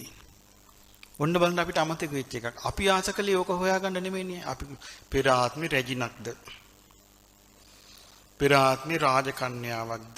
සිටුවරියක්ද? රාජකුමාරයෙක්ද? අවතම අපි පෙර ආත්මේ හද්දාතිස් රජුරෝද? පෙර ආත්මේ විජය කුමාරයාද? මේවා හේවි. නමුත් අපිට හොයන්න කිව්වේ කොහොමද? දැන් මේ වෙලාවේ අපිට මේ ආත්මේ තියනවාද යම් රෝගාබාධ, යම් කායික පීඩා, යම් මානසික පීඩා, යම් අසනීප, යම් සිතැවුල්, යම් පසිතැවුල් හිතන්න කියනවා මේ විදියටම තමයි කලින් අතීතෙත් මේ රූපේ විසින් මාව කාලා දැම්මේ. බලන්න මේ හිතන්න කියන ක්‍රමේ මේ ක්‍රමයට හිතුවේ නැත්තම් ඒකේනා හිතෙන් හදාගන්නවා පුහු ආඩම්බරකමක්. අපි කියමු කවුරු හරි කෙනෙක් මොකක් හරි ඔය සන්නාසියෙක් කවුරු හරි කියනවා දැන් මේ ඔය අසුළුපටු කෙනෙක් නෙමෙයි මේ ආත්මය ඔහොම හිටියට ඔයා රාජ පූජිත වෙලා හිටපු එක්කෙනෙක් ඔයා දැන් ඔය නිකන් තහඩු පිඟානේ කෑවට කලින් එහෙම නෙමෙයි රාම් බඳුනේ කාපු බීපු කෙනෙක් රාන් සලු පොරවගෙන හිටිය කෙනෙක් මල් මාලා පළඳවගෙන සේවිකාව හිටිය කියනවා. දැන් මේ එදා වෙල නැහැ. එතකොට එයා සතුටින් ඉන්නේ මොකේද? අපි දන්නවද මේ එකක්? ඇත්තටම දන්නවද? නෑ. නමුත් බලන්න මේ සත්‍ය කියන එක බුද්ධ වචනේ. බුදුරජාණන් වහන්සේ වදාළ මේ ජීවිතේ යමක් සිද්ධ වෙනවාද? මේ ජීවිතේ යම් පීඩා ඇති වෙනවාද? කායික රෝග ඇති වෙනවාද? කායික පීඩා ඇති වෙනවාද? මානසික පීඩා ඇති වෙනවාද? කලිනුත් මම මේ විදිහට තමයි මේ සසරේ ගත කරලා තියෙන්නේ.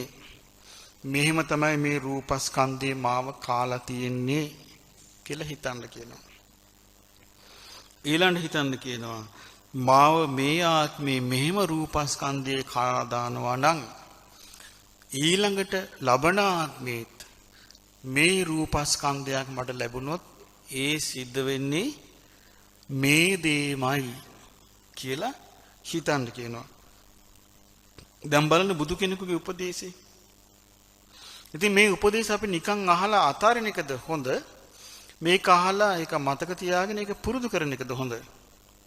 ඒක මතක තියාගෙන පුරුදු කරන එක හොඳ. ඒක පුරුදු කළොත් අන්න ටිකක් නුවණ පෑදෙයි. අන්න ප්‍රඥාව විදර්ශනාව කියන එක හිත ඇතුලේ පිහිටන්න පටන් ගනී. පුරුදු කරේ නැත්තම් නෑ. ඉතින් දේශනා කරන එහෙම කළා සෝයිති පටිසංකාය ඔහු මේ විදියට නෝනින් මෙනෙහි කරලා අතීතස්මින් රූපස්මින් අනපේකෝ හෝති අතීතේ රූපය ගැන කවුරුව මොනවා කිව්වත් ගණන් ගන්නේ නැහැ කියනවා. අපි සතෙක් වෙලා හිටියත් අපි කියමු කවුරු හරි කියනවා මේ ආත්ම භාව 100 පිඹුරෙක් වැඩක් තියෙනවා. දැන් අපි කල්පනා කළා. දැන් අපි ගත්තොත් මේ ආත්මේ අපි නිකන් හිතමු දැන් ඔන්න අපිට දත් කැක්කුම හැදෙනවා. දත් කැක්කුමෙන් විඳපු නැති අය ඉන්නවද? නෑ. දත් කැක්කුම හැදිලා අයියෝ කීකේ කේන්ද්‍රි ගලා හිටපෑ නැද්ද? එතකොට අපිට දත් කැක්කුම හැදුනට පස්සේ අපිට දත ගලවන්න පුළුවන්ද බැරිද? පුළුවන්. දත කුහරයක් තිබ්බොත් ඒක පුරවන්න පුළුවන්ද බැරිද? පුළුවන්. කන් කැක්කුම නම් ගිහිල්ලා බෙහෙට්ටියක් ගන්න බැරිද? පුළුවන්. ඊළඟට දනිස් සමාරුවක් කොන්දේ අමාරුවක් හදුන බෙහෙත් ගන්න බැරිද? පුළුවන්. සත්තුන්ට දත් කැක්කුම හැදුනම කාටද කියන්නේ? අපි ගත්තොත් කරත් එක බැඳපු ගවයෙක් ඉන්නවා මූට දත් කැක්කුමයි. කියන්න කෙනෙක් ඉන්නවාද? නෑ. ඕන සතාට කොන්දේ අමාරු. කියන්න කෙනෙක් ඉන්නවාද? නෑ. සතාට දනිස් සමාරු කියන්න කෙනෙක් ඉන්නවාද? නෑ. සතාට පිපාස කටින් සෙම හලාගෙන අදිනවා කරත්තේ. හිත ඇතුලේ අපේක්ෂාව තියෙන අනේ වතුර ටිකක් බොන්න. මට මතකයි මම මේ ළඟදී එක්තරා පොඩි ආවාසකයකට ගියා. ඒ ගෙදර ඒට කිට්ටුවම පොඩි වත්තක ගවයෙක් බැඳලා. ඒ ගවයා බලාගෙන ඉන්නවා මේ ආවාසෙ පැත්ත. ඉතින් මම කිව්වා ඒ හාමුදුරන්ට මොකක්ද දන්නේ හාමුදුරනේ අර ගවයා බලාගෙන ඉන්නවා මේ පැත්ත කිව්වා. ආනේ මූට පිපාසි කිව්වා. ඉතින් අර ලොකු බාල්දියකට ගිහින් දෙනවා ඔක්කොම බිව්වා. ඒක දැක්කේ නැත්තම් දවසම පිපාසෙන් ඉන්න සත්තු කොච්චරද? අපිට කතා කරන්න ඕනේ. අපිට චුට්ටක් ඇහුවට අපි මනුස්ස ලෝකේ අපිට එපා වෙන්නේ. නමුත් මම කිව්වේ සත්තු කොච්චරනම් ඒ වගේ විඳවනවද කටින් කියාගන්න බෑ. ඒ වගේ රූපේ විසින් කාලා දානවා. දැන් අතීතයේ අපි මේ වගේ සත්තු වෙලා කොච්චර විඳවන්නේ නැද්ද? දැන් බලන්න ඕගොල්ලෝ දැකලා ඇති. වාහන වල අර ෆාම් වලට අරන් යන චූටි කුකුළු පැටව පෙට්ටි වල. සීතලේ දෙමාපියන්ගෙන් වෙන් වෙලා කවුරුත් නැහැ. සීතලට එහෙන් තෙමෙනවා, වැස්සට එහෙන් තෙමෙනවා, අවුවට එහෙන් ඔය ගිහලා ඔය අස්සක වැටෙනවා. ඊට දින දෙකක් කාලෙ හැදිලා මෙල්ල යනවා. කොහොම කොච්චරනම් ඔහම වෙන්නේ නැද්ද අපිට සංසාරේ. ඒත් රූපයේ විසින් අපිව කා දානවා. එතකොට එහෙම වෙන්න සංසාරය ගැන මොකද එයාට කියන්නේ අතීතයේ අරබය.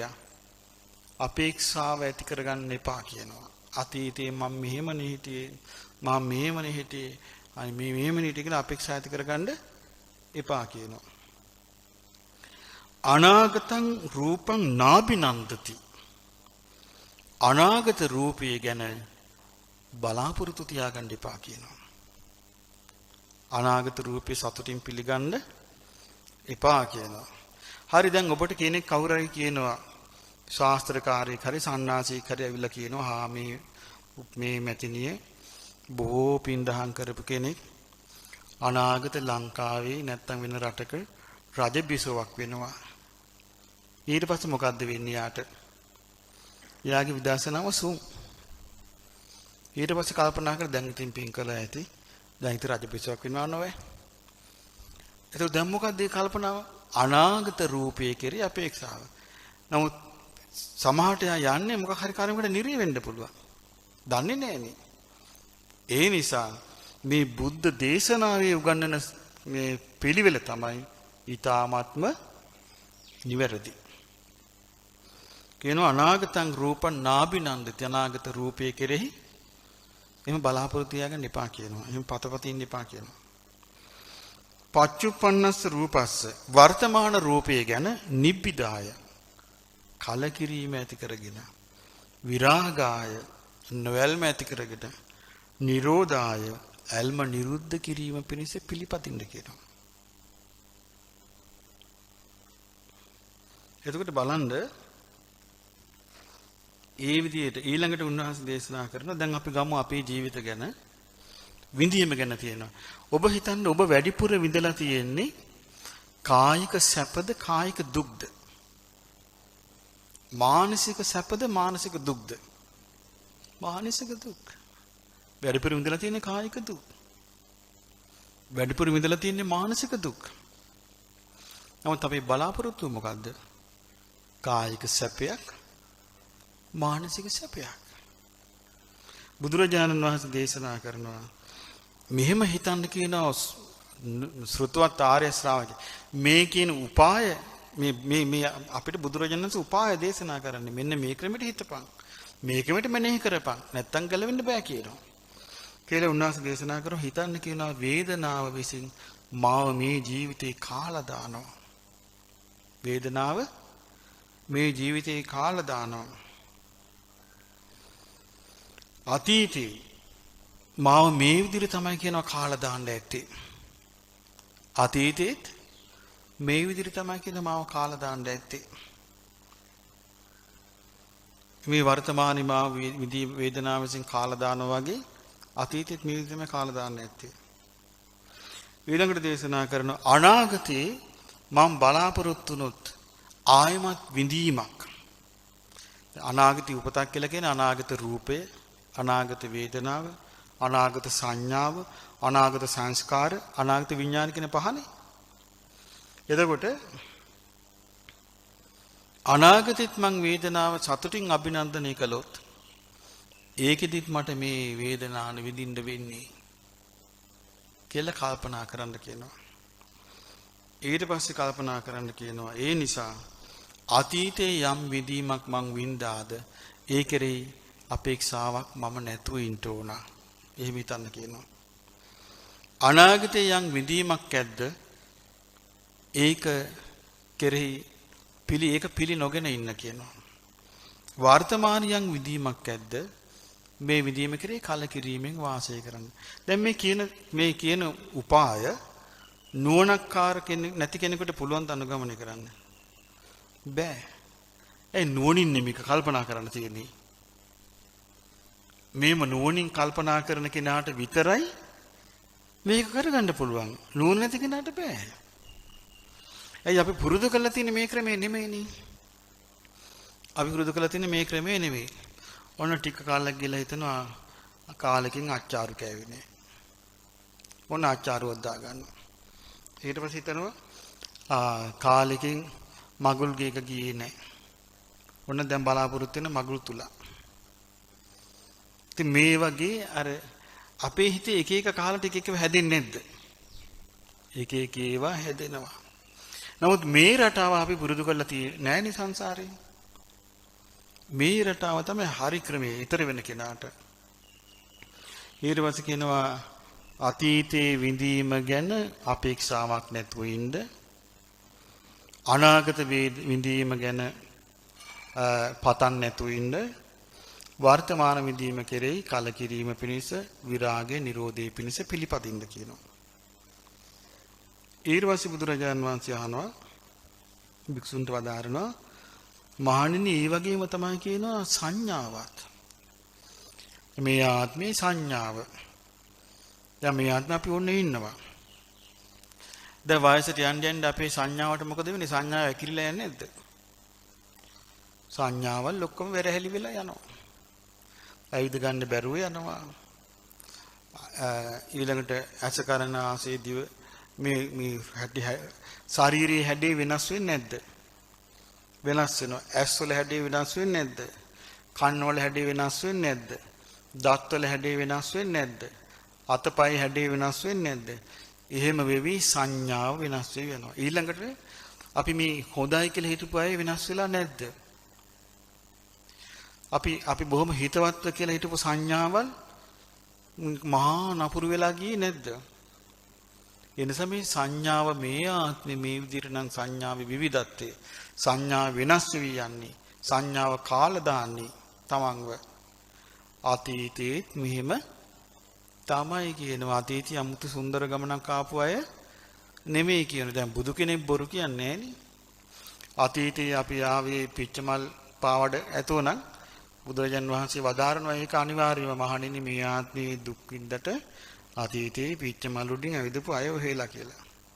එහෙම නෙමෙයි මේ විදියමයි කිව්වා. ගෙවුණු අතීතේ. මේ විදියටම කායික දුක් කිව්වා. මේ විදියටම මානසික දුක් කිව්වා. මේ විදියම පීඩා කිව්වා. අපිට වැරදුනේ මොකද්ද? අපි ඒක ඒ විදියට අවබෝධ කළේ නැහැ. අපිට විද්‍යාව පහළ වුණේ නැහැ. අපි අවිද්‍යාවේ හිටියා. මොකද අපේ හිතේ ස්වභාවය මොකද්ද? අපිට අද දුක් විඳාට මේ දුක ඊට පස්සේ අවසන් වෙයි. දැන් දුක් විඳාට සැනසෙල්ලක් අනාගතේ තියෙවි. මේ ආත්මේ දුක් විඳට මට ඊළඟ ආත්මේ මෙහෙම දුකක් ලැබෙන එකක් නෑ කියලා අපිට හැමතිස්සෙම අනාගතේ නිකන් මනෝ රාජ්‍යයන්නේ තියෙන්නේ. ඒ මනෝ රාජ්‍ය නිසා අපි මේ විඳවන්නේ හරියට අර ඌරගේ කතාව වගේ. බෝසතාණන් අපමහ බෝසතාණන් වහන්සේ ගවයෙක් වෙලා හිටියා. මේ ගවයාට ඒ ගව දෙන තවත් පැටියෙක් දැම්මා. ඒක තව ගවයෙක්. ඉතින් මේගොල්ලෝ කරන්නේ කරත්වල බඳින එක. දැන් බෝසතාණන් වහන්සේ ගවයා. තවත් ගවයෙක් ඉන්න පොඩි ගවයෙක්. ඉතින් පොඩි ගවයාට ඉන්නකොට ඒ ගෙදර ඉන්න ඌරෙක්. එතකොට මේ ගෙදර කට්ටිය ඒ ඌරට විශේෂ සැලකිලි. අර පොඩි ගවයා ලොකු ගවයාගෙන් අහනවා අනේ බලන්න අර ඌරාට තියෙන සැලකිලි. අර ඌරාට හොඳට බත් කන්ට දෙනවා, හොඳට වෑංජන් එක්ක දෙනවා, කෑම දෙනවා, අපිට නිකාම තනකොළ දෙනවා, පුන්නක්කු දෙනවා. අපි මේ දවස් පුරාම වැඩ කරන්න ඕනි. ඇයි අපිට අර වගේ සුවඳ ගහනවා දෙන්නේ නැත්තේ කියලා අර පොඩි ගවයා අහන ලොකු ගවයාගෙන්. ලොකු ගවයා කියනවා හා ඔය ඌරාගේ ජීවිතේට ආසා කරන්න එපා කිව්වා. ඇයි කියලා ඇහුවා. දැන් මට ඇහුණා කිව්වා ඔය ගෙදර මගුල් තුලා කතාවක්. ඔය ගෙදර කුමාරී මේ පිටස්තර තැනකට කසාද බන්දන්න යන්නේ එදාට ඕකව මරන්ටයි ඔය කණ්ඩ තින්නේ කිව්වා. බෝසතාණන් වහන්සේ ඒ පොඩි ගාය වෙලා හිටිය ආනන්ද හාමුදුරුවෝ. මේ බෝසතාණන් වහන්සේ කියන මරන්ටයි කණ්ඩ දෙන්නේ. ඕකට ආසා කරන්න එපා කියනවා. ඊට පස්සේ මොකද වුනේ? අර ඌරව අරගෙන ගිහිල්ලා හොන්ටම ගහලා මැරුවා. එතකොට මේකෙන් පේන්නේ දැක්කද අර ඒ බාහිරින් පේනවා නිකන් සැපක් විඳිනවා වගේ. නමුත් ඒ තියෙන මහා දුකකට. ඉතින් ඒ වගේ අර අතීතී යම් සංඥාවක් ඇද්ද ඒ සංඥාව මේ වර්තමානයේ සංඥාව කාලා දානවා වගේ තමයි අතීත සංඥාවත් අපිව කාලා දැම්මේ. අනාගතයේ යම් සංඥාවක් ලැබෙනවාද ඒ සංඥාවත් වර්තමාන සංඥාව අපිව කාලා දානවා වගේ තමයි කාලා දාන්නේ. දැන් ඔන්න බලන්න හිතලා සමහර දෙමාපියන්ට ඔන්න දරුවෝ ලැබෙනවා. මේ දරුවෝ ලැබුණාට පස්සේ ඉතින් මහා ඉහළින් මේ බොහොම හොයාගෙන නම් හොයාගෙන ලෝකේ ලස්සනම නම තමන්ගේ ළමයාට දාන්න තමයි දැන් හදන්නේ. හදලා ළමයින්ට නම් දාලා උගන්නලා හැමදාම ඉස්කෝලේ ගාවට ගිහිල්ලා ගේට්ටු ළඟ හිටගෙන ඉඳලා ළමයා අරන් ඇවිල්ලා මෙහෙම සලකලා ටික ළමයා හැදෙද්දි ඔන්න අපි කියමු ආකීකරු වෙනවා. සංඥා වෙනස් වුණාද නැද්ද? ඊට පස්සේ ඔය ටික කොහම ගිහිල්ලා ළමයව කසාද බඳලා දෙනවා. ඊට පස්සේ ළමයා කියනවා මෙහෙම කියනවා අම්මලා තාත්තලාට අපි සලකන්නම් අපිට ওই ගේ ඉඩමයි දෙන්න මේ මට හදිස්සියක් කියලා මට බිස්නස් එකක් තියෙනවා මට මේක විකුණ ගන්න ඕනේ කියනවා. දැන් සංඥා බලාපොරොත්තු වුණාට වඩා වේගෙන් වෙනස් වුණාද නැද්ද? අම්මා තාත්තා බලාපොරොත්තු වුණේ ළමයි සලකයි කියලායි. දැන් ළමයා ඉඩම ඉල්ලනවා විකුණ ගන්න. දැන් අකමැත්තෙන් හරි දෙමාපියන්ට සිද්ධ වෙන්නේ නැද්ද ඒක කරන්න? ඊට පස්සේ දෙමාපියෝ පාරට බහිනවා. මේ වගේ අපි හිතා ගන්න බැරි විදිහට සංඥා වෙනස් වෙනවා. එතකොට මේ දෙමාපියන්ට පේනවා තව පවුලක අම්මා තාත්තට ළමයි සලකනවා. එතකොට මේ දෙමාපිය ප්‍රාර්ථනා කරනවා අනේ ලබන ආත්මේ මේ විදිහේ ළමයි ලැබේවා. පතනවද නැද්ද?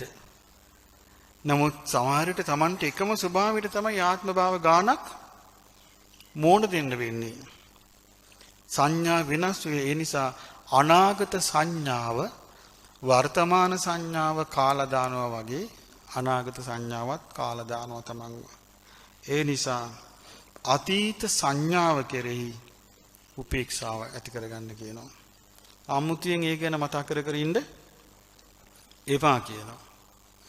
අනාගත සංඥාව ප්‍රාර්ථනා කරන්න එපා කියනවා. වර්තමාන සංඥාව කරේ නොයල්ම පුරුදු කරන්න කියනවා. විරාගි පුරුදු කරන්න කියනවා. ඇල්ම දුරු කිරීම පුරුදු කරන්න කියනවා.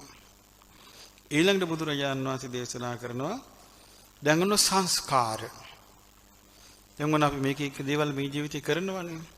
ඔන්න ගෙවල් දොරවල් හදනවා, වතු පිටි වවනවා, මේ හැමදේම කරනවා. හැබැයි මේක නෝනින් කල්පනා කරේ නැත්තම් මට එක උපාසක මහත්තයෙක් හම්බ වුණා.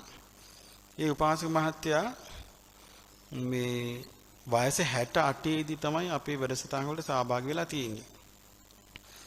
එතකොට මේ උපාසක මහත්තයා හිතුවා දැන් මේ උපාසක මහත්තයාට වයස 83ක්. එතකොට වයස 68 දී ඒ උපාසක මහත්තයා කල්පනා කළා දැන් මට හරියන්නේ නැහැ මේ ක්‍රමේ කුඹුරු අතු පිටි ටික ළමයිට දුන්න ළමයිනේ ඔය කරන්න මට නම් දැන් මේවා කරන්න මම මේ ජීවිතේ පොඩ්ඩක් මට මේ ගුණධර්ම පුරුදු කරගන්න ඕනේ කියලා වත්ති පිටිපස්සෙම තියෙනවා පොඩි ගල්ලෙනක් මේකට සේන්දු වුණා. දැන් ඉතින් ගෙදර හාමිනේ තමයි කෑම්බියෙන් හදලා දාන ටික ගෙනත් දෙන්නේ. 8 සිල් ගත්තා. 8 සිල් සමාදන් වුණා.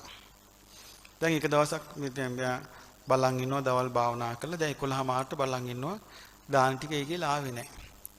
දාන ටික ආව 12ට 5ක් තියා. ගෙනත් දුන්නා. ඉතින් දැන් 12ට 5යිනේ. දැන් මං කොහොමද මේ දාන්නේ ගන්න කියලා ඇහුවා. ඒතර හාමිනේ කිව්වා අනේ මේ සමයක් නැතුව මෙන්න මේක කරනවා කිව්වා. එතකොට උපාසක උන්නේ කිව්වා මේ ගෑණියේ මේ සිල්පදේ පනව ගත්තේ මන් නෙවෙයි. බුදුරජාණන් වහන්සේ මේක පැනෙව්වේ මං අද වළඳන්නේ මං බඩගින්න ඉන්නවා කිව්වා. බලන්නේ හැකියාව. එදා ඉඳලා හරියටම 11 මාට හාමිනේ දාන ගෙනත් දෙනවා. දැන් වයස 83ක්. මේ ළඟදි මට මොන ගැහුණා. උපාසක මහත්තයා කියනවා අනේ ස්වාමීනි මගේ හිත තුනුරුවන්ගෙන් පිට යන්නේ නැහැ කිව්වා. ඒ කියන්නේ යෝනිසෝ මනසිකාරය යෙදෙනවා. ඒ තුනුරුවන්ගෙන් පිට යන්නේ මම දන්න අය මහමෙවුනාට එවනවා. මම මගේ පාඩුවේ වාසය කරනවා කියලා කියනවා. ඒතකොට බලන්න දැන් මගේ හිත තුනුරුවන්ගෙන් පිට යන්නේ නැහැ කියලා කියන්නේ එයාට කොච්චර සතුටක්ද? සතුටින් කිය මට හරිය සතුටුයි. තුනුරුවන්ගෙන් පිට යන්නේ. අනම්මනම් බාහිර කුණු ගොඩවල් එක එක වංහුන් ආර්යා කාපු බීපුවා මෙයා කාපු බීපුවා ආර්යා කරපුවා මේ කතාවල් නැහැ. 68 දී අටසිල් සමාදන් වෙලා තියෙන්නේ දැන් අවුරුදු 15 38 මේ ළඟදී ඇවිල්ලා මට හරියට පින් දීලා ගියා. දැන් වයසයි එන්න විදියක් නැහැ කියලා. එතකොට බලන්න වමනායි කෙනා පුරුදු කරනවා. අන්න සංස්කාර. එතකොට මේ ඒක යාගේ වාසනාව නේ. සමහර කෙනෙකුට එහෙම කරගන්න තරම් වාසනාවක් ලැබෙන්නේ නැහැ. එතකොට සීකරන්න කියන අතීත මේ මාව මේ ජීවිතේ සංස්කාර කාලා දානවාද මේ විදිහට තමයි කියනවා අතීතේත් මාව කාලා දැම්මේ සංස්කාර වලින් ඊළඟට දේශනා කරනවා අනාගතේ මම මේ සංස්කාරය පැතුව මේ විදිහට තමයි අනාගතෙත් මේ විදිහට තමයි කාලා දාන්නේ කියනවා. ඒ නිසා ඒක තමයි ස්වභාවය. ඒ නිසා මේ එතකොට අතීත සංස්කාර කෙරේ අපි ගමු දැන් ගොඩාක් අය ගත්තොත් මේ ජීවිතේ සුළු කාලයකට ලස්සනට බැබලිලා ඉන්නවා. සුළු කාලයකට හොඳට බලන්න හොයලා ගොඩාක් අයගේ බැබලීම අලංකාරයේ එහෙම නැත්නම් සතුට තියෙන්නේ බොහොම පොඩි කාලයකට කරදර ගොඩක තමයි ඉන්නේ ගොඩාක් අය. ඒ නිසා හිතන්න කියන අතීත සංස්කාරත් මේ වගේමයි. කියලා ඒකට සතුට වෙන්න එපා කියනවා. වර්තමාන සංස්කාර ගැන හිතන්න කියන මේ විදියට පීඩාවෙන් තමයි මං අතීතේ ඉඳලා තියෙන්නේ. මට අනාගතයේ ආයමත් මේ සංස්කාර ලැබුණොත් මට මේ විදිහට තමයි ඉන්න වෙන්නේ කියලා. කියලා ඒකට නොයල්ම පුරුදු කරන්න කියනවා. ඊළඟට විඥානය ගැන හිතන්න කියනවා. දැන් බලන්න හිතලා අපි කලින් අපි මැරුණා. අපි චුත වුණා. විඥානේ මව කුසකට පිළිසිඳ ගත්තා. දැන් ඉතින් විඳෝ නැද්ද අපි? ඉන්නවා. දැන් කලින් ආත්මවල මේ විඥානේ සත්තුන්ගේ කුසවල පිළිසිඳ ගන්න ඇති.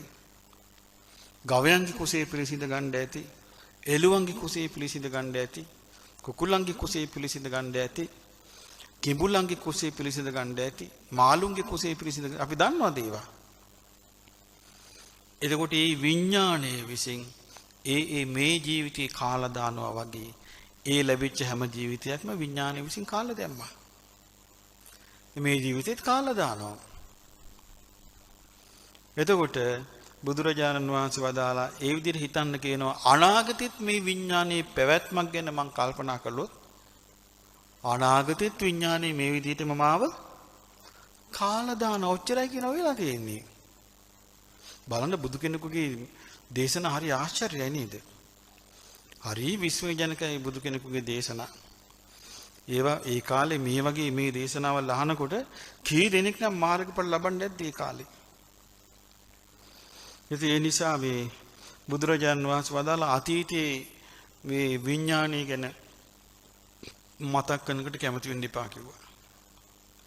අනාගතයේ විඥානය ගැන මතක් කොහේ පිටයි දන්නේ නැහැ කියලා. ඒ ගැන අභිනන්දනා කරන්න සතුටින් පිළිගන්න හදන්න එපා කිව්වා. දැන් ඔය අපි දිව්‍ය ලෝක හිත පිටවා ගන්න කිව්වේ දිව්‍ය ලෝකේ පටවන්න නෙවෙයි. දිව්‍ය ලෝකේ හිත පිටවා ගන්න කිව්වේ මේ ජීවිතේ මොකවත් කර කියා ගන්න බැරි නිසා.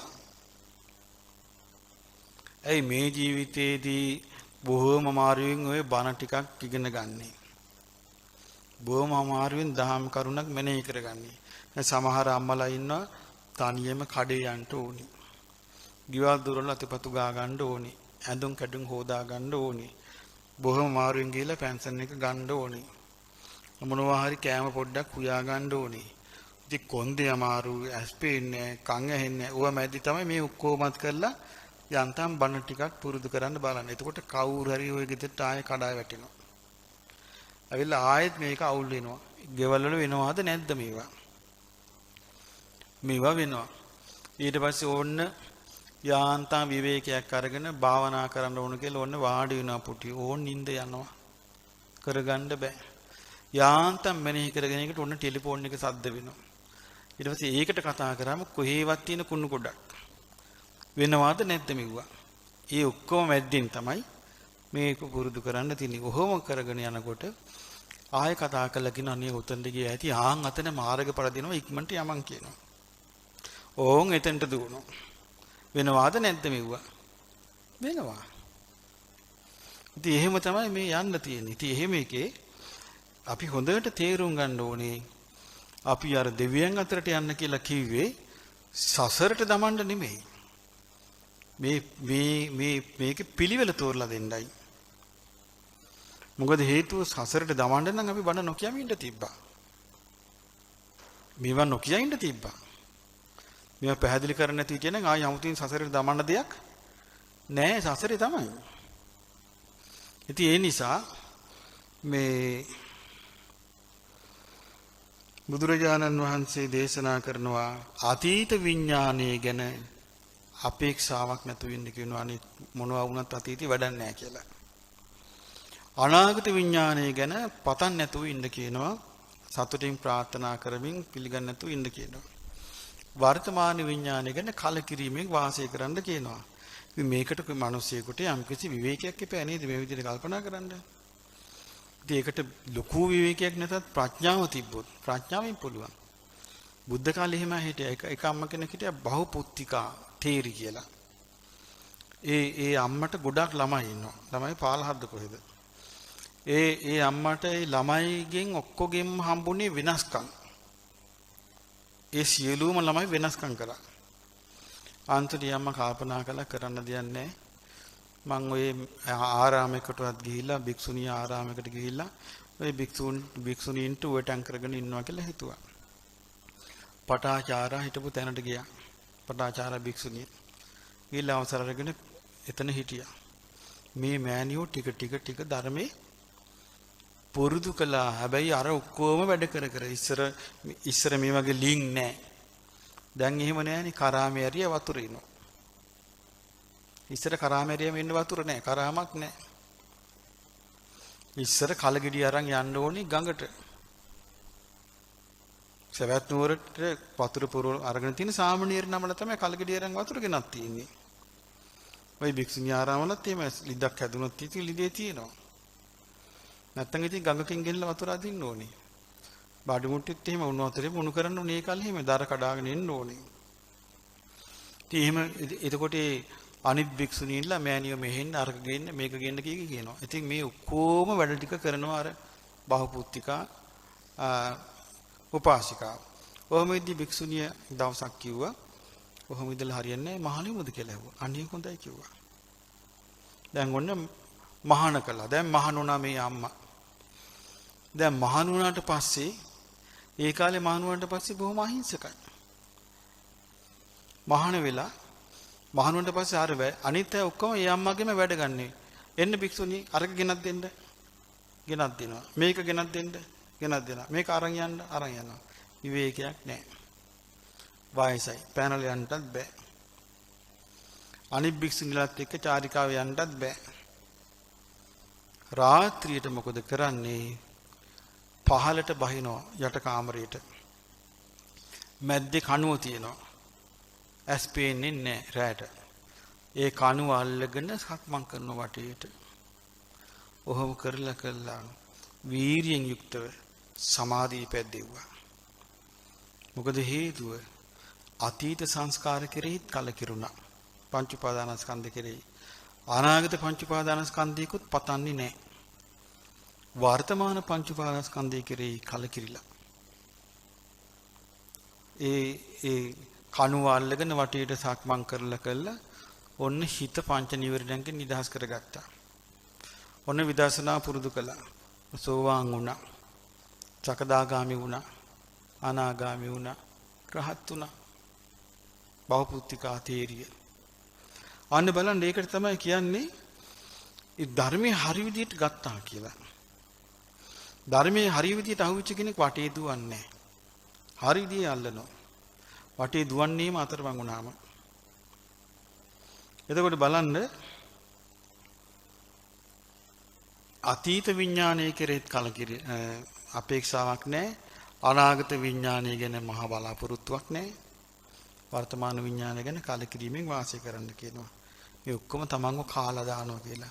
මේ පංච උපාදානස්කන්ධය කියලා කියන්නේ තමන්ව විනාශ කරන දෙයක් කියලා තේරුම් ගන්න කියනවා. ඊළඟට බුදුරජාණන් වහන්සේ අහනවා මහණනි මොකද්ද හිතන්නේ? රූපේ නිට්ටයද අනිත්‍යද කියලා අහනවා. එතකොට භික්ෂුන් වහන්සේ එතකොට මේ වෙද්දි දැන් බුදුරජාණන් වහන්සේ මේ දේශනාවල මෙතනට එනකොට දැන් මේ කියන්නේ මේ රූපේ නිට්ටයද අනිත්‍යද කියලා අහනකොට මේ භික්ෂුන් වහන්සේලා ගේ හිත ධර්මයට පිහිටලා දැන් හොඳට වැටහෙන වෙලාව බුදුරජාණන් වහන්සේ අහනවා මහණෙනි රූපේ නිට්ටයද අනිත්‍යද කියන ස්වාමීනි අනිත්‍යයි කියනවා. යමක් අනිත්‍ය නම් දුක නම් යමක් අනිත්‍ය නම් ඒක දුකක්ද සැපක්ද කියලා අහනවා. ස්වාමීනි දුකයි කියනවා. යමක් අනිත්‍ය නම් දුක නම් වෙනස් වෙන ස්වභාවයට අයිති නම් ඒ දේ මේක මගේය මේ මම වෙමි මේ මාගේ ආත්මය කියලා ගන්නට සුදුසුද? ස්වාමීනි සුදුසු නෑ කියනවා. මේ විදිහට රූපේ ගැන අහනවා. ඊළඟට විඳීම ගැන අහනවා. වේදනාව නිට්ටයද අනිත්‍යද කියලා. කියන ස්වාමීනි වේදනාව අනිත්‍යයි. යමක් අනිත්‍ය නම් ඒක දුකක්ද සැපක්ද කියලා අහනවා. ස්වාමීනි ඒක දුකයි කියනවා.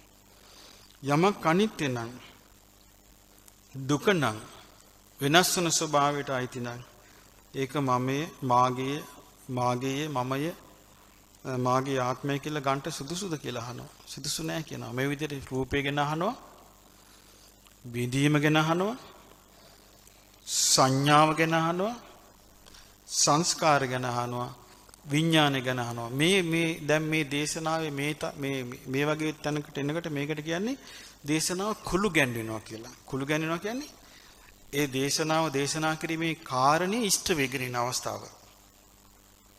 දැන් අපි කරන්නේ නිකන් අහගෙන ඔහේ ඉන්නවනේ නිදිමරව. ඒක නෙමෙයි එතනදී ඒ කාලේ වෙන්නේ.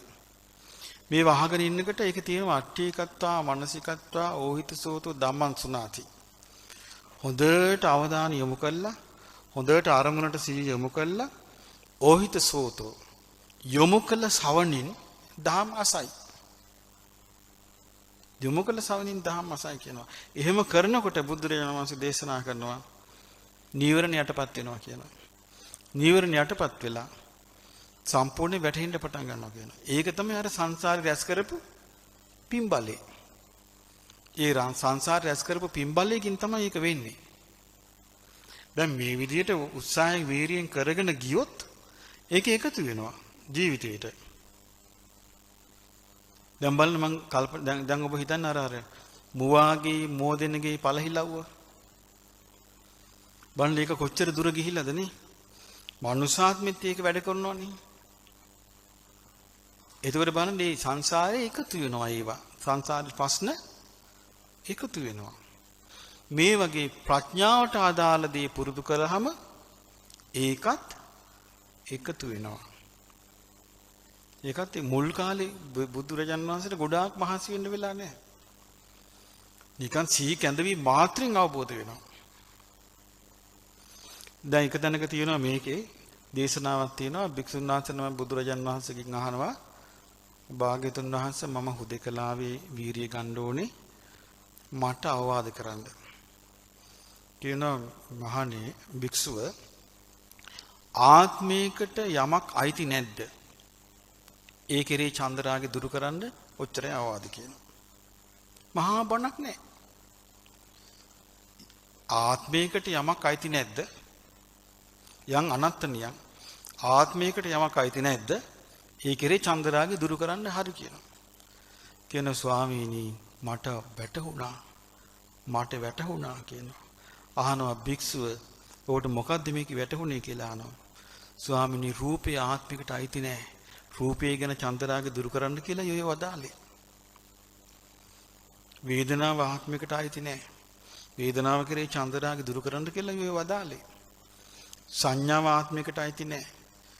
සංඥාව කෙරේ චන්දරාගේ දුරු කරන්න කියලා වදාලේ. සංස්කාර ආත්මයකට අයිති නැහැ. සංස්කාර කෙරේ චන්දරාගේ දුරු කරන්න කියලා වදාලේ. විඥානයේ ආත්මයකට අයිති නැහැ. චන්දරාග දුරු කරන්න කියලා වදාළේ. එතකොට බුදුරජාණන් වහන්සේ වදාරනවා සාදු සාදු භික්ෂුව. බොහොම හොඳයි භික්ෂුව. හරි කියනවා. තේරුම් ගත්තා. එහෙනම් යන්න කියනවා.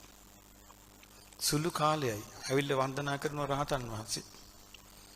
ඇයි මෙහෙම වෙන්නේ? කොහොමද මෙහෙම වෙන්නේ?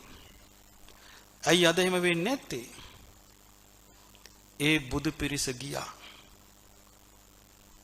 ඒ බුදු පිරිස ඈතර වුණා. පෙරහැර ගියා. පෙරහැරක් නෑ දැන්. අන්න අපිට නුවණ තියෙන්න ඕනේ පෙරහැර ගිය බව දැනගන්න. දැන් තියෙන්නේ පෙරහැර නෙමෙයි. පෙරහැර ගියා කියන කතාව විතරයි. එතකොට පෙරහැරේ මෙහිමයි ගියේ කියලා තේරුම් ගත්තොත් ටික ටික ඊළඟ පෙරහැරටවත් සෙට් වෙන්න පුළුවන්. එහෙම නැත්තම් මේකත් නැහැ. ඒකයි. ඒ නිසා බුදුරජාණන් වහන්සේ භික්ෂුන් වහන්සේලාගෙන් අහනවා සංඥාව නිට්ටයද අනිත්‍යද? කියන ස්වාමීනි සංඥාව අනිත්‍යයි. යමක් අනිත්‍ය නම් ඒක දුකයිද සැපයිද කියලා අහනවා. ස්වාමීනි ඒක දුකයි කියනවා. යමක් අනිත්‍ය නම් දුක නම් වෙනස් වෙන ස්වභාවයට නම් අයිති. ඒක මම මාගේ ආත්මය කියලා සලකන එක හරිද කියලා අහනවා. අනේ ස්වාමීනි ඒක හරි නෑ කියනවා. ඊට පස්සේ දේශනා කරනවා සංස්කාර නිට්ටයද අනිත්‍යද කියලා අහනවා. අනිත්‍යයි කියනවා. යම් සංස්කාරයක් අනිත්‍ය නම් ඒක දුකක්ද සැපක්ද කියලා අහනවා. දුකයි කියනවා. යමක් දුක නම් එය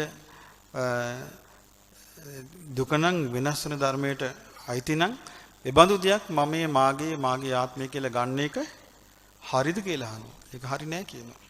විඥානය ගැනත් එහෙම දේශනා කරනවා. එතකොට මොකද වෙන්නේ? ඔන්න දැන් භික්ෂුන් වහන්සේලාට මේ කරුණු කාරණා වැටහෙන්න ගන්නවා. එතකොට බුදුරජාන් වහන්සේ වදාලා එහෙනම් මහණෙනි ප්‍රඥාවෙන් බලන්න කියනවා. මොකද්ද ප්‍රඥාවෙන් බලන්න කියන්නේ? අතීත යම් රූපයක් තිබුණාද අනාගත යම් රූපයක් වන්නේද වර්තමානීය යම් රූපයක් ඇද්ද තමා කියලා වෙන්න පුළුවන්. තමාගෙන් බාහිර වෙන්න පුළුවන්. ගොරෝසු වෙන්න පුළුවනි. සියුම් වෙන්න පුළුවනි. හීන වෙන්න පුළුවනි. ප්‍රණීත වෙන්න පුළුවනි. දුර වෙන්න පුළුවනි. ළඟ වෙන්න පුළුවනි. ඒ කිසි දෙයක් ගන්න එපා කියනවා. තමා කියලා ඒක මම නෙවෙයි, මගේ නෙමෙයි, මගේ ආත්මේ නෙමෙයි කියලා හිතන්න කියනවා. දැන් අපි ගමු දැන් මේ රටේ ඉන්න කෙනෙකුට ඔන්න පිට රටක ඕස්ට්‍රේලියාවේ නැත්නම් ඇමරිකාවේ ඔන්න එංගලන්තේ එහෙම නැත්නම් ජර්මනියේ කැනඩාවේ ඉඳලා මෙහෙට එනවා කෙනෙක්. ඒ රටවල පොඩ්ඩක් පඩි වැඩිනේ. තියෙනවා. එවිල නෑදෑයන්ට තෑගි බෝධි දීලා වීදම් කරනවා. අර සීතලට අහු වෙලා හැමත් පාට වැටිලා. එතකොට මෙහි ඉන්න කට්ටිය මොකද්ද කියන්නේ? රට ගිහින් ඇවිල්ලා පාට වැටිලා අපටත් යන්න ඇත්නම් දැන් මොකක්ද ආශාව? සැප විඳින්න නේද? නමුත් මෙහි තියෙන්නේ එකම දුක. දුකේ කිසි අඩුවක් නැහැ. දුකේ කිසි වෙනසක් නැහැ. කොහේ ගියත් එකම දුක.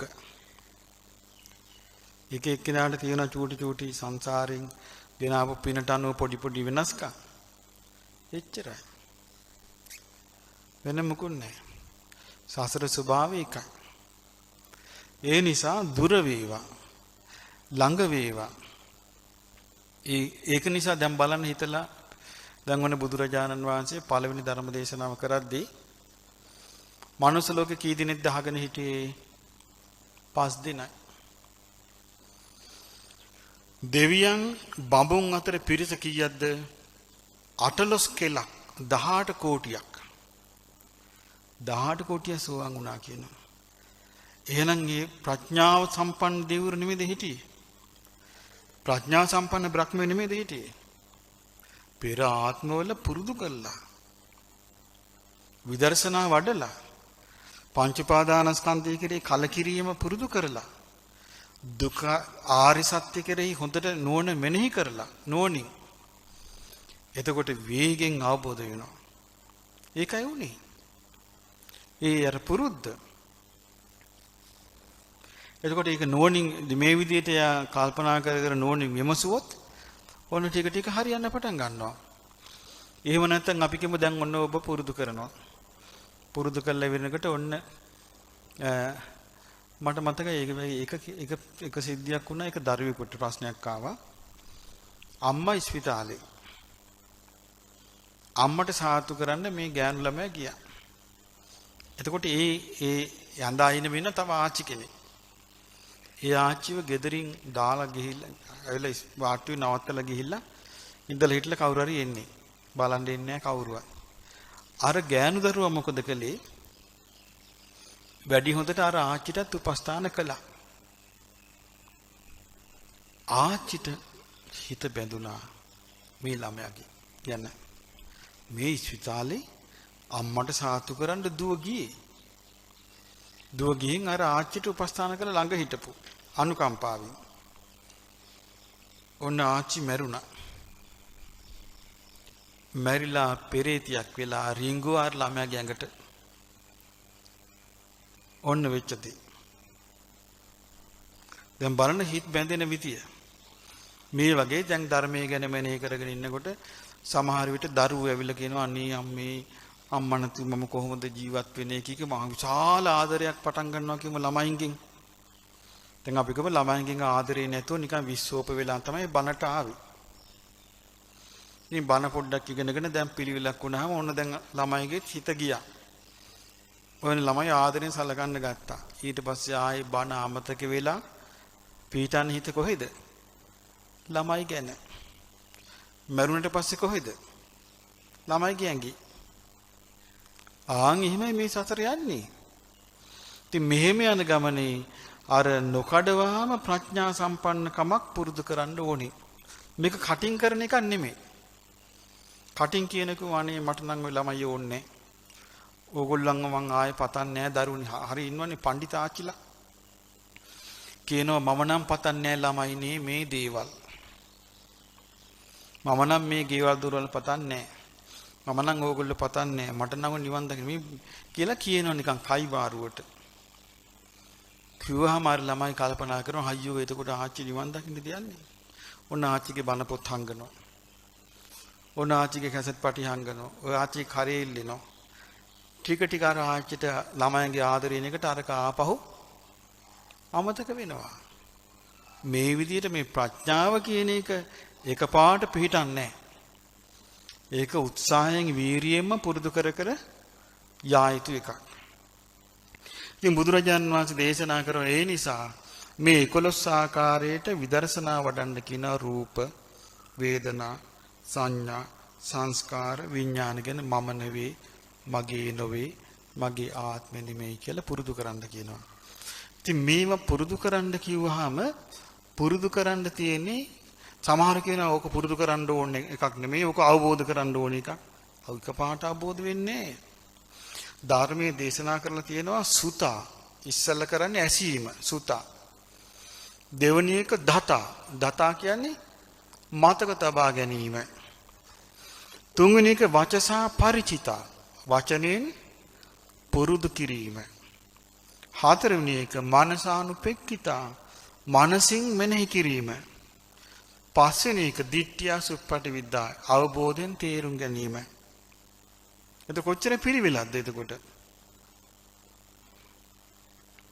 ඊර්වසි බුදුරජාණන් වහන්සේ දේශනා කරන මහණෙනි ඔය විදිහට පංච උපාදානස්කන්ධය ගැන රූප වේදනා සංඥා සංකාර විඥාන කියන මේ පංච උපාදානස්කන්ධය ගැන නුවණින් මෙනෙහි කර කර ගියොත් නුවණින් අවබෝධ වුණොත් අයං උච්චති භික්ඛවේ ආර්ය ශාවකෝ මේ ආර්ය ශ්‍රාවකයාට කියන්නේ සසර අස් කරනවා. එයා මොකද්ද කරන්නේ? සසර අස් කරනවා. රැස් කරන්නේ නැහැ කියනවා. අපචිනාති නොආචිනාති. අපචිනාති කියන්නේ අස් කරනවා. නොආචිනාති රැස් කරන්නේ නැහැ. පජහති අත්තරිනවා. න උපාදීති අල්ලගන්නේ නැහැ. විසිනීති විසුරෝනවා. න උස්සිනේති කැටි කරන්නේ නැහැ. බලන්න මේ ලස්සන වචන. විදූපේති නිවනවා. න සන්දූපේති දල්වන්නේ නැහැ. එහෙනම් අනිස් ලෝකේ අනිස් සියලු දෙනා මොකද කර ඉන්නේ? ආස් කිරීම නෙමෙයි. රැස් කිරීම. අත්හැරීම නෙමෙයි. අල්ලා ගැනීම. විසිරුවම නෙමෙයි. කැටි කිරීම. නිවීම නෙවෙයි. ඇවිලීම. ඉතින් බුදුරජාණන් වහන්සේ අහනවා කුමක්ද මහණෙනි මේකෙන අස් කරන්නේ? රැස් නොකරන්නේ රූපය කියනවා අස් කරන්නේ. රූපේ රැස් කරන්නේ නැහැ කියනවා. වේදනාව කියනවා අස් කරන්නේ. සංඥාව කියනවා අස් කරන්නේ. සංස්කාර කියනවා අස් කරන්නේ. විඥාන කියනවා අස් කරන්නේ. රැස් කරන්නේ කුමක්ද මෙයා අතහරින්නේ? අල්ලගන්නේ නැත්තේ. රූපේ කියනවා අතහරින්නේ. රූපේ අල්ලන්නේ නැහැ කියනවා. වේදනාව කියනවා අතහරින්නේ. වේදනාව අල්ලන්නේ නැහැ කියනවා. සංඥාව කියනවා අතහරින්නේ. සංඥාව අල්ලන්නේ නැහැ කියනවා. සංස්කාර කියනවා අතහරින්නේ. සංස්කාර අල්ලන්නේ නැහැ කියනවා. විඥානය අතහරින්නේ. විඥානය අල්ලන්නේ නැහැ කියනවා. ඒතර අහනවා මෙයා කුමක්ද විසිරවන්නේ? කැටි කරන්නේ නැත්තේ. රූපේ විසිරවනවා කියනවා. කැටි කරන්නේ නැහැ කියනවා. දැන් අපිට දැන් ඉපදිලා ඉන්නවා. මේ රූපේ කැටි වෙලා. දැන් මේ අපි මේ රූපේ කැටි කරගෙන ඉන්නේ. විසිරලා නෙමෙයි. එතකොට රූපේ විසිරවනවා කියනවා. කැටි කරන්නේ නැහැ කියනවා. වේදනා විසිරවනවා කියනවා. කැටි කරන්නේ නැහැ කියනවා. සංඥා විසිරවනවා කියනවා. සංඥාව කැටි කරන්නේ නැහැ කියනවා. සංස්කාර විසිරවනවා. සංස්කාර කැටි කරන්නේ නැහැ කියනවා. විඥානෙ විසිරවනවා. විඥානෙ කැටි කරන්නේ නැහැ කියනවා. ඊට පස්සේ කියනවා මේ නිවනවා අවුලවන්නේ නැහැ කියනවා. මොකද්ද නිවන්නේ? රූපේ නිවනවා කියනවා. රූපේ අවුලවන්නේ නැහැ කියනවා. විඳීම නිවනවා කියනවා. විඳීම අවුලවන්නේ නැහැ කියනවා. සංඥාව නිවනවා කියනවා. සංඥා අවුලවන්නේ නැහැ කියනවා. සංස්කාර නිවනවා. සංස්කාර අවුලවන්නේ නැහැ. විඥානයේ නිවනවා. විඥානයේ අවුලවන්නේ නැහැ කියනවා. ඒවම් පස්සම් භික්ඛවේ සුත්තවා ආර්ය ශාවකෝ මේ විදියට ශ්‍රුතවත් ආර්ය ශ්‍රාවකයා පංච උපාදානස්කන්ධي දැක්කොත් රූපස්මින්පි නිබ්බින්දති රූපයත් අවබෝධයෙන්ම කලකිරිනවා. වේදනායපි නිබ්බින්දති විඳීමත් අවබෝධයෙන්ම කලකිරිනවා. සංඥායපි නිබ්බින්දති සංඥාවත් අවබෝධයෙන්ම කලකිරිනවා. සංකාරේසුපි නිබ්බින්දති සංස්කාර ගැනත් අවබෝධයෙන්ම කලකිරිනවා. විඥානස්මින්පි නිබ්බින්දති විඥාන ගැනත් අවබෝධයෙන්ම කලකිරිනවා. කලකිරුණාම නොඇලෙනවා. නොඇලුණාම ඒක අත්හරිනවා. නිදහස් වෙනවා. නිදහස් වුණාම නිදහස් වුණා කියලා අවබෝධය ඇති වෙනවා. කියන අයං උච්චති භික්ඛවේ භික්ඛු මේ කියන්නේ රහතන් වහන්සේ. එතකොට කීනා ಜಾති ඉපදීම ඡේ වුණා. මුසිතම් බ්‍රහ්මචාරියම් බඹසර වාසය සම්පූර්ණ කළා. කතං කරණියං කළ යුතු දේ කළා. නාපරං විත්තත්ථායති පජානාති නිවන් පිණිස කළ යුතු වෙනත් දෙයක් නැtei කියලා. අයං උච්චති භික්ඛවේ මේ මහණෙනි මේ භික්ෂුවට කියන්නේ නේ වාචිනාති නෝ අපචිනාති. එයා රැස්කිරිලි අස්කිරිලි දෙකම අතහැරියා කියනවා. අපචිනිත්වා ඨිතෝ අස්කරලා ඊතර වෙලා හිටපු කෙනෙක් කියනවා. නේව පජහතින උපාදීයති අල්ලා ගැනීමලි අතහැරි දෙකම අතහැරියා කියනවා. පජහිත්වා ඨිතෝ අතහැරලා ඉන්න කෙනෙක් කියනවා. නේව විසිනේතින උස්සිනේති කියනවා මේ විසිරවීමත් අතහැරලා කැටි කිරීමත් අතහැරලා විසිනෙත්වා ඨිතෝ විසිරෝලා ඉන්න කෙනෙක් කියනවා. නේව විදූපෙතින සන්දූපෙති නිවීමයි ඇවිලීමයි දෙකම අත්හැරියා කියනවා. විදූපෙත්වා ඨිතෝ නිවලා ඉන්න කෙනෙක් කියනවා. එන මොකද්ද මේ නිවන්නේ? මොකද්ද මේ අස්කලේ? මොකද්ද මේ අත්හැරියේ? රැස් කරේ නැත්තේ රූපේ කියනවා. රූපේ එතකොට වේදනාව, සංඥාව, සංස්කාර, විඥාන මේ ඔක්කොම නිවා දමලා ඉන්නේ කියනවා. මේ විස්තර කරන්නේ රහතන් වහන්සේ ගැන. දැන් බුදුරජාණන් වහන්සේ මෙහෙම විස්තර කරනකොට භික්ෂුන් වහන්සේලා මහා පින්වන්ත අය මේ කෙලෙස් ගොඩේම ගිලෙයිද කෙලෙසුන්ගෙන් ඈතර වෙයිද? කෙලෙසුන්ගෙන් ඈතර වෙනවා. ඈතර වෙනවා. මේකේ ඈතර වෙන්න බැරුව අපි ඉන්නේ බුද්ධ දේශනාව තියෙනවානේ වැහිලා තියෙනවා කියලා. මේ සත්‍යයම වැහිලා තියෙන මොකෙන්ද? අවිද්‍යාවෙන්. අවිද්‍යාව ඇයි දුකක් තියෙනවා කියලා පේන්නේ නැහැ. වැහිලා තියෙනවා. එතකොට දුකක් තියෙනවා කියලා පේන්නේ මේ දුක හටගන්න හේතු පේන්නේ දුක නිරුද්ධ වීමෙන් හේතු නිරුද්ධ වෙනවා කියලා පේන්නේ දුක නිරුද්ධ වෙනව මාර්ගය පේන්නේ ඒ පේන්නේ නැති නිසා කියනවා අවිද්‍යාව කියලා. එතකොට පේන්නේ නැති කෙනෙකුට පෙනීම ඇති කරගන්නවා කියන එක ලේසි වැඩක්ද? පේන්නේ නැති කෙනෙකුට පෙනීම ඇති කරගනින්න ලේසි නෑ. බෙහෙතක් වුණත් හිමින් හිමින් කාලයක් කළ යුතුයි. ඊට පස්සේ තමයි පේන්න පටන් ගන්නෙ. එහෙම නැතු එකපාරට දැන් අද බෙහෙත S2කට දැම්මා හිට පෙනේ කියලා එකක් නෑ. එහෙම පේනවා ගොඩාක් S පටලේ ගොරෝසු නැත්තම්. සුළු බෙහෙතෙන් එකපාරින් සනීප වෙනා ඉන්න බුද්ධ කාලේ. දැන් කාලේ නෑ බෙහෙත් කරනවා සනීපයක් නෑ. ඒකයි. ඉතින් ඒ වගේ. ඉතින් බුදුරජාණන් වහන්සේ ඊළඟට දේශනා කරනවා ඒවං විමුක්ත චිත්තං කෝ භික්කවේ. මහණෙනි මෙසේ විමුක්ත චිත නිදහස් වූ සිත මොකෙන්ද නිදහස් වෙලා තියන්නේ? රූපෙන්, වේදනාවෙන්, සංඥාවෙන්, සංස්කාරයෙන්, විඥාණයෙන් නිදහස් වූ සිත. ඒ සිත පිහිටන්නේ නැහැ. ඒකයි ඒ කියන්නේ. දැන් සාමාන්‍ය සිත, සාමාන්‍ය මනුස්සයාගේ, සාමාන්‍ය සත්‍යයාගේ සිත පිහිටලා තියෙන්නේ. මොකද පිහිටලා තියෙන්නේ? රූපේ, විඳීමේ, සංඥාවේ, සංස්කාරේ, විඥානේ මේ එකට ඇලිලා තියෙන්නේ. ගැලවෙන්නේ නැහැ. ඒ ගැලවෙන්නේ නැත්තේ. ඒකට උවමනා කරන විදිහට මේ සීලෙන්, සමාධියෙන්, ප්‍රඥාවෙන්, සමත විදර්ශනාවෙන් පෝෂණය වෙන්න ඕනේ. රුකුල් දෙන්න ඕනේ. ගැලවිලා යන්න. ගැලවෙන්නේ නැහැ. ඇලිලා තියෙන්නේ.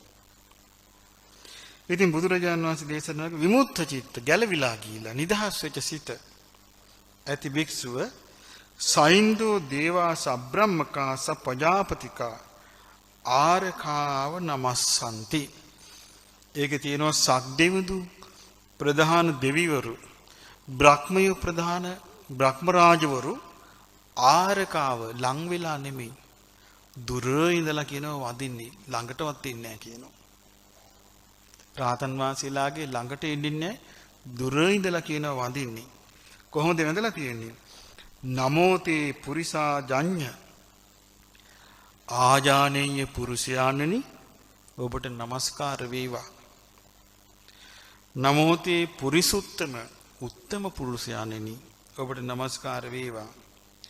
යස්සතේ නාබි ජානාම යම්පි නිස්සාය ජායසි.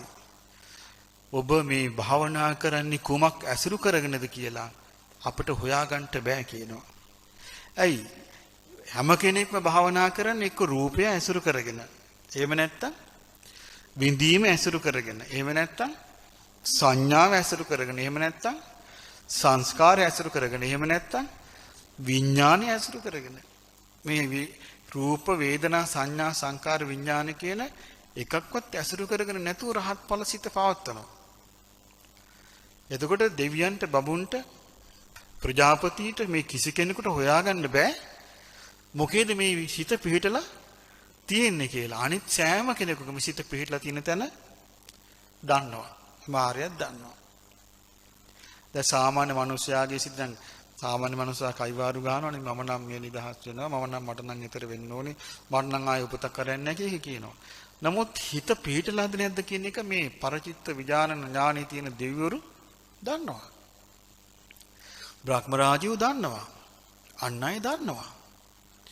දන්නා නිසා ඒගොල්ලෝ දන්නවා මෙහෙමයි මේගොල්ලෝ කල්පනා කරන්නේ මේ හිත මේ විදිහට තියෙන කියලා දන්නවා. නමුත් හැබෑවටම නිකලස් චිත්තය තියෙනකොට හොයාගන්න බෑ කියලා කුමක්ද මේ සිත පවත්වන්නේ කියලා. ඒ තමයි විමුක්ති චිත්තය. එතකොට ඈත ඉඳලා নমස්කාර කරනවා කියනවා. ඈත ඉඳලා নমස්කාර කරනවා. එක්තරා අවස්ථාවක බුදුරජාණන් වහන්සේ දේශනා කළා සුනීත මහරහතන් වහන්සේ ගැන. සුනීත මහරහතන් වහන්සේ ගැන දේශනා කළා. සුනීත දන්නවනේ ඔබනේ. අර වැසිකිලි කද අරගෙන ගියපු කොළුවා. ඒ සුනීත මහරහතන් වහන්සේට දෙවියන් බඹුන් ඇවිල්ලා වන්දනා කළා මේ ගාථාව තමයි කිව්වේ. නමෝතේ පුරිසා ජඤ්ඤ ආජානීය පුරුෂයාණනි ඔබට নমස්කාර වේවා. නමෝතේ පුරිසුත්තම උත්තම පුරුෂයාණනි ඔබට নমස්කාර වේවා. යස්සතේ නාපි ජානාමි යම්පි නිස්සය ජායසි. ඔබ වහන්සේ යම් කිසි දෙයක් ඇසුරු කරගෙන ධ්‍යාන වඩනවා. නමුත් ඒ ඇසුරු කරගෙන තියෙන්නේ මොකද්ද කියලා අපිට හොයාගන්න බෑ කියනවා. බලන්න මේක කොච්චර ආශ්චර්යද කියලා. ඉතින් බුදුරජාණන් වහන්සේ තමයි අසංකත ධාතුව. නිවනට කියන්නේ මොකද්ද? අසංකත ධාතුව. ඒකේ න උපාදෝ පඤ්ඤායති. හට ගැනීමක් පේන්නේ නැහැ. න වයෝ පඤ්ඤායති. නැසීමක් පේන්නේ නැහැ. න ඨිතස්ස අඤ්ඤතත්තම් පඤ්ඤායති. පවතින දේ තුල වෙනස් වීමක් නැහැ. අසංකත ධාතුව. එක්තරා අවස්ථාවක බුදුරජාණන් වහන්සේ වදාළ මහණෙනි ගොම පොඩ්ඩක් ගත්තා. චූටි ගොම කෑල්ලක්. අරගෙන උන්වහන්සේ දේශනා කළා මහණනි මේ ගොම පිඬ තරම් දෙයක් මේ පංච උපාදානස්කන්ධය තුල වෙනස් නොවන දෙයක් තිබ්බනම් නිදහසක් නැහැ කියනවා. මේකෙන් බේරෙන්න බෑ කියනවා. ගැට ගැහි යනවා කියනවා. මහණෙනි එහෙම නිට්ටය වූ ආත්මයක් හැටියට සලකන්න පුළුවන් මේ ගොම ඩිංගිත තරම් එකක්වත් නැහැ කියනවා. ඊළඟට උන්වහන්සේ දේශනා කළා මහණෙනි අසංකත ධාතුව කියලා එකක් තියෙනවා කිව්වා. ඒ කිව්වේ මේ හේතු ප්‍රත්‍යයෙන් හට නොගත්තු දෙයක් තියෙනවා. ඒ හේතු ප්‍රත්‍යයෙන් හට නොගත්තු දේ නොතිබෙන්න හේතු ප්‍රත්‍යයෙන් හටගත්තු කෙනෙකුට විසඳුමක් නැහැ කිව්වා. ඇයි දැන් මේ රහත් ඵලයටපත් වෙද්දී ඒ කෙනා මේවා මේ සංකතයේ අතාරින්නේ කොමකට පැමිණිලාද? අසංකතයට පැමිණිලා. අසංකතය කියලා එකක් නැත්තම් පැමිණෙන්න තැනක් නැහැනේ. අතාරින්න බෑ සංකතේ. සංකතයේ අතාරින්නේ අසංකතයට පැමිණිලා. ඒකේ අසංකත ධාතුව නිර්වාණය. ඉතින් බලන්න මේ වගේ ගැඹීර දේවල් මීට අවුරුදු 2500කට කලින් මහා උත්තමයෙක් මේ ලෝකයට සැබෑම ශාස්ත්‍රුන් වහන්සේ නමක් භාග්‍යවත් බුදු කෙනෙක් පහළ වෙලා දේශනා කළා. ඉතින් මේ දේශනාවල් අපිට මේ කාලේ මේ ආකාරයට හරි අහන්න ලැබෙන එක ලොකු දෙයක් නෙමෙයිද? එයි මේ කාල බිල සැපතේ හිටපන් කියන ලෝකේ ඒකට කියන්නේ චාර්වාකවාදීනේ. කාල බිල සැපතේ හිටපන් කියලා. ඒක භෞතිකවාදී. එහෙම ලෝකික මෙබඳු දැන් බලන්න බුදුරජාණන් වහන්සේ දාන තුල අතීතය ගැනත් වදාලා විදර්ශනාවෙන් බලන්න කිව්වා. ඒ විදර්ශනාව මොකද්ද? අනිත්‍යයි කියලා මෙනෙහි කරන්න නෙමෙයි කිව්වේ. මොකද්ද කිව්වේ? මේ රූපය කාලා දානවා. වේදනාව කාලා දානවා. සංඥාව කාලා දානවා. සංස්කාර කාලා දානවා. විඥානේ කාලා දානවා. මේ ජීවිතේ මාව කාලා දානවා වගේ අතීතෙත් මේ මාව කාලා කාබාසිනී කියලා මාව විනාශ කරපු එකක් මේ කියලා මේ විදිහට බලන්න කිව්වා. ඊළඟට බලන්නකෝ මේ වර්තමාන ජීවිතේ මෙහෙම කාලා දානවාද? මෙහෙම කාබාසිනියා කරනවාද? මෙහෙම මාව විනාශ කරනවාද? අනාගතෙත් මෙච්චර තමයි මේ පංච උපාදානස්කන්ධය හම්බ වුණොත්. මෙහෙම මෙනෙහි කරන්න කිව්වා. මේකයි සමතේද විදර්ශනාවටද? මේ සුද්ධ විදර්ශනා. සුද්ධ විදර්ශනාව. ඉතින් මේ විදිහට යම් කිසි කෙනෙකුට පුරුදු කරගන්න ලැබුණොත් ටික හරි ඊකෙනාට ජීවිතේ ප්‍රඥාව ටික වැඩෙන්න පටන් ගනි. බුද්ධ දේශනාවේ තියෙන පඤ්ඤා අනුත්තර ආභා ශ්‍රේෂ්ඨම ආලෝකය තමයි ප්‍රඥාව කියන්නේ. ඒ නිසා ප්‍රඥා ලෝකේ මේ ලෝකී යථාර්ථය දකින්ට පංච උපාදානස්කන්ධයේ හැබෑ ස්වરૂපේ දැකලා මේ නිදහස් වෙන්න අපටත් වාසනාව ලැබේවා. සාදු සාදු සාදු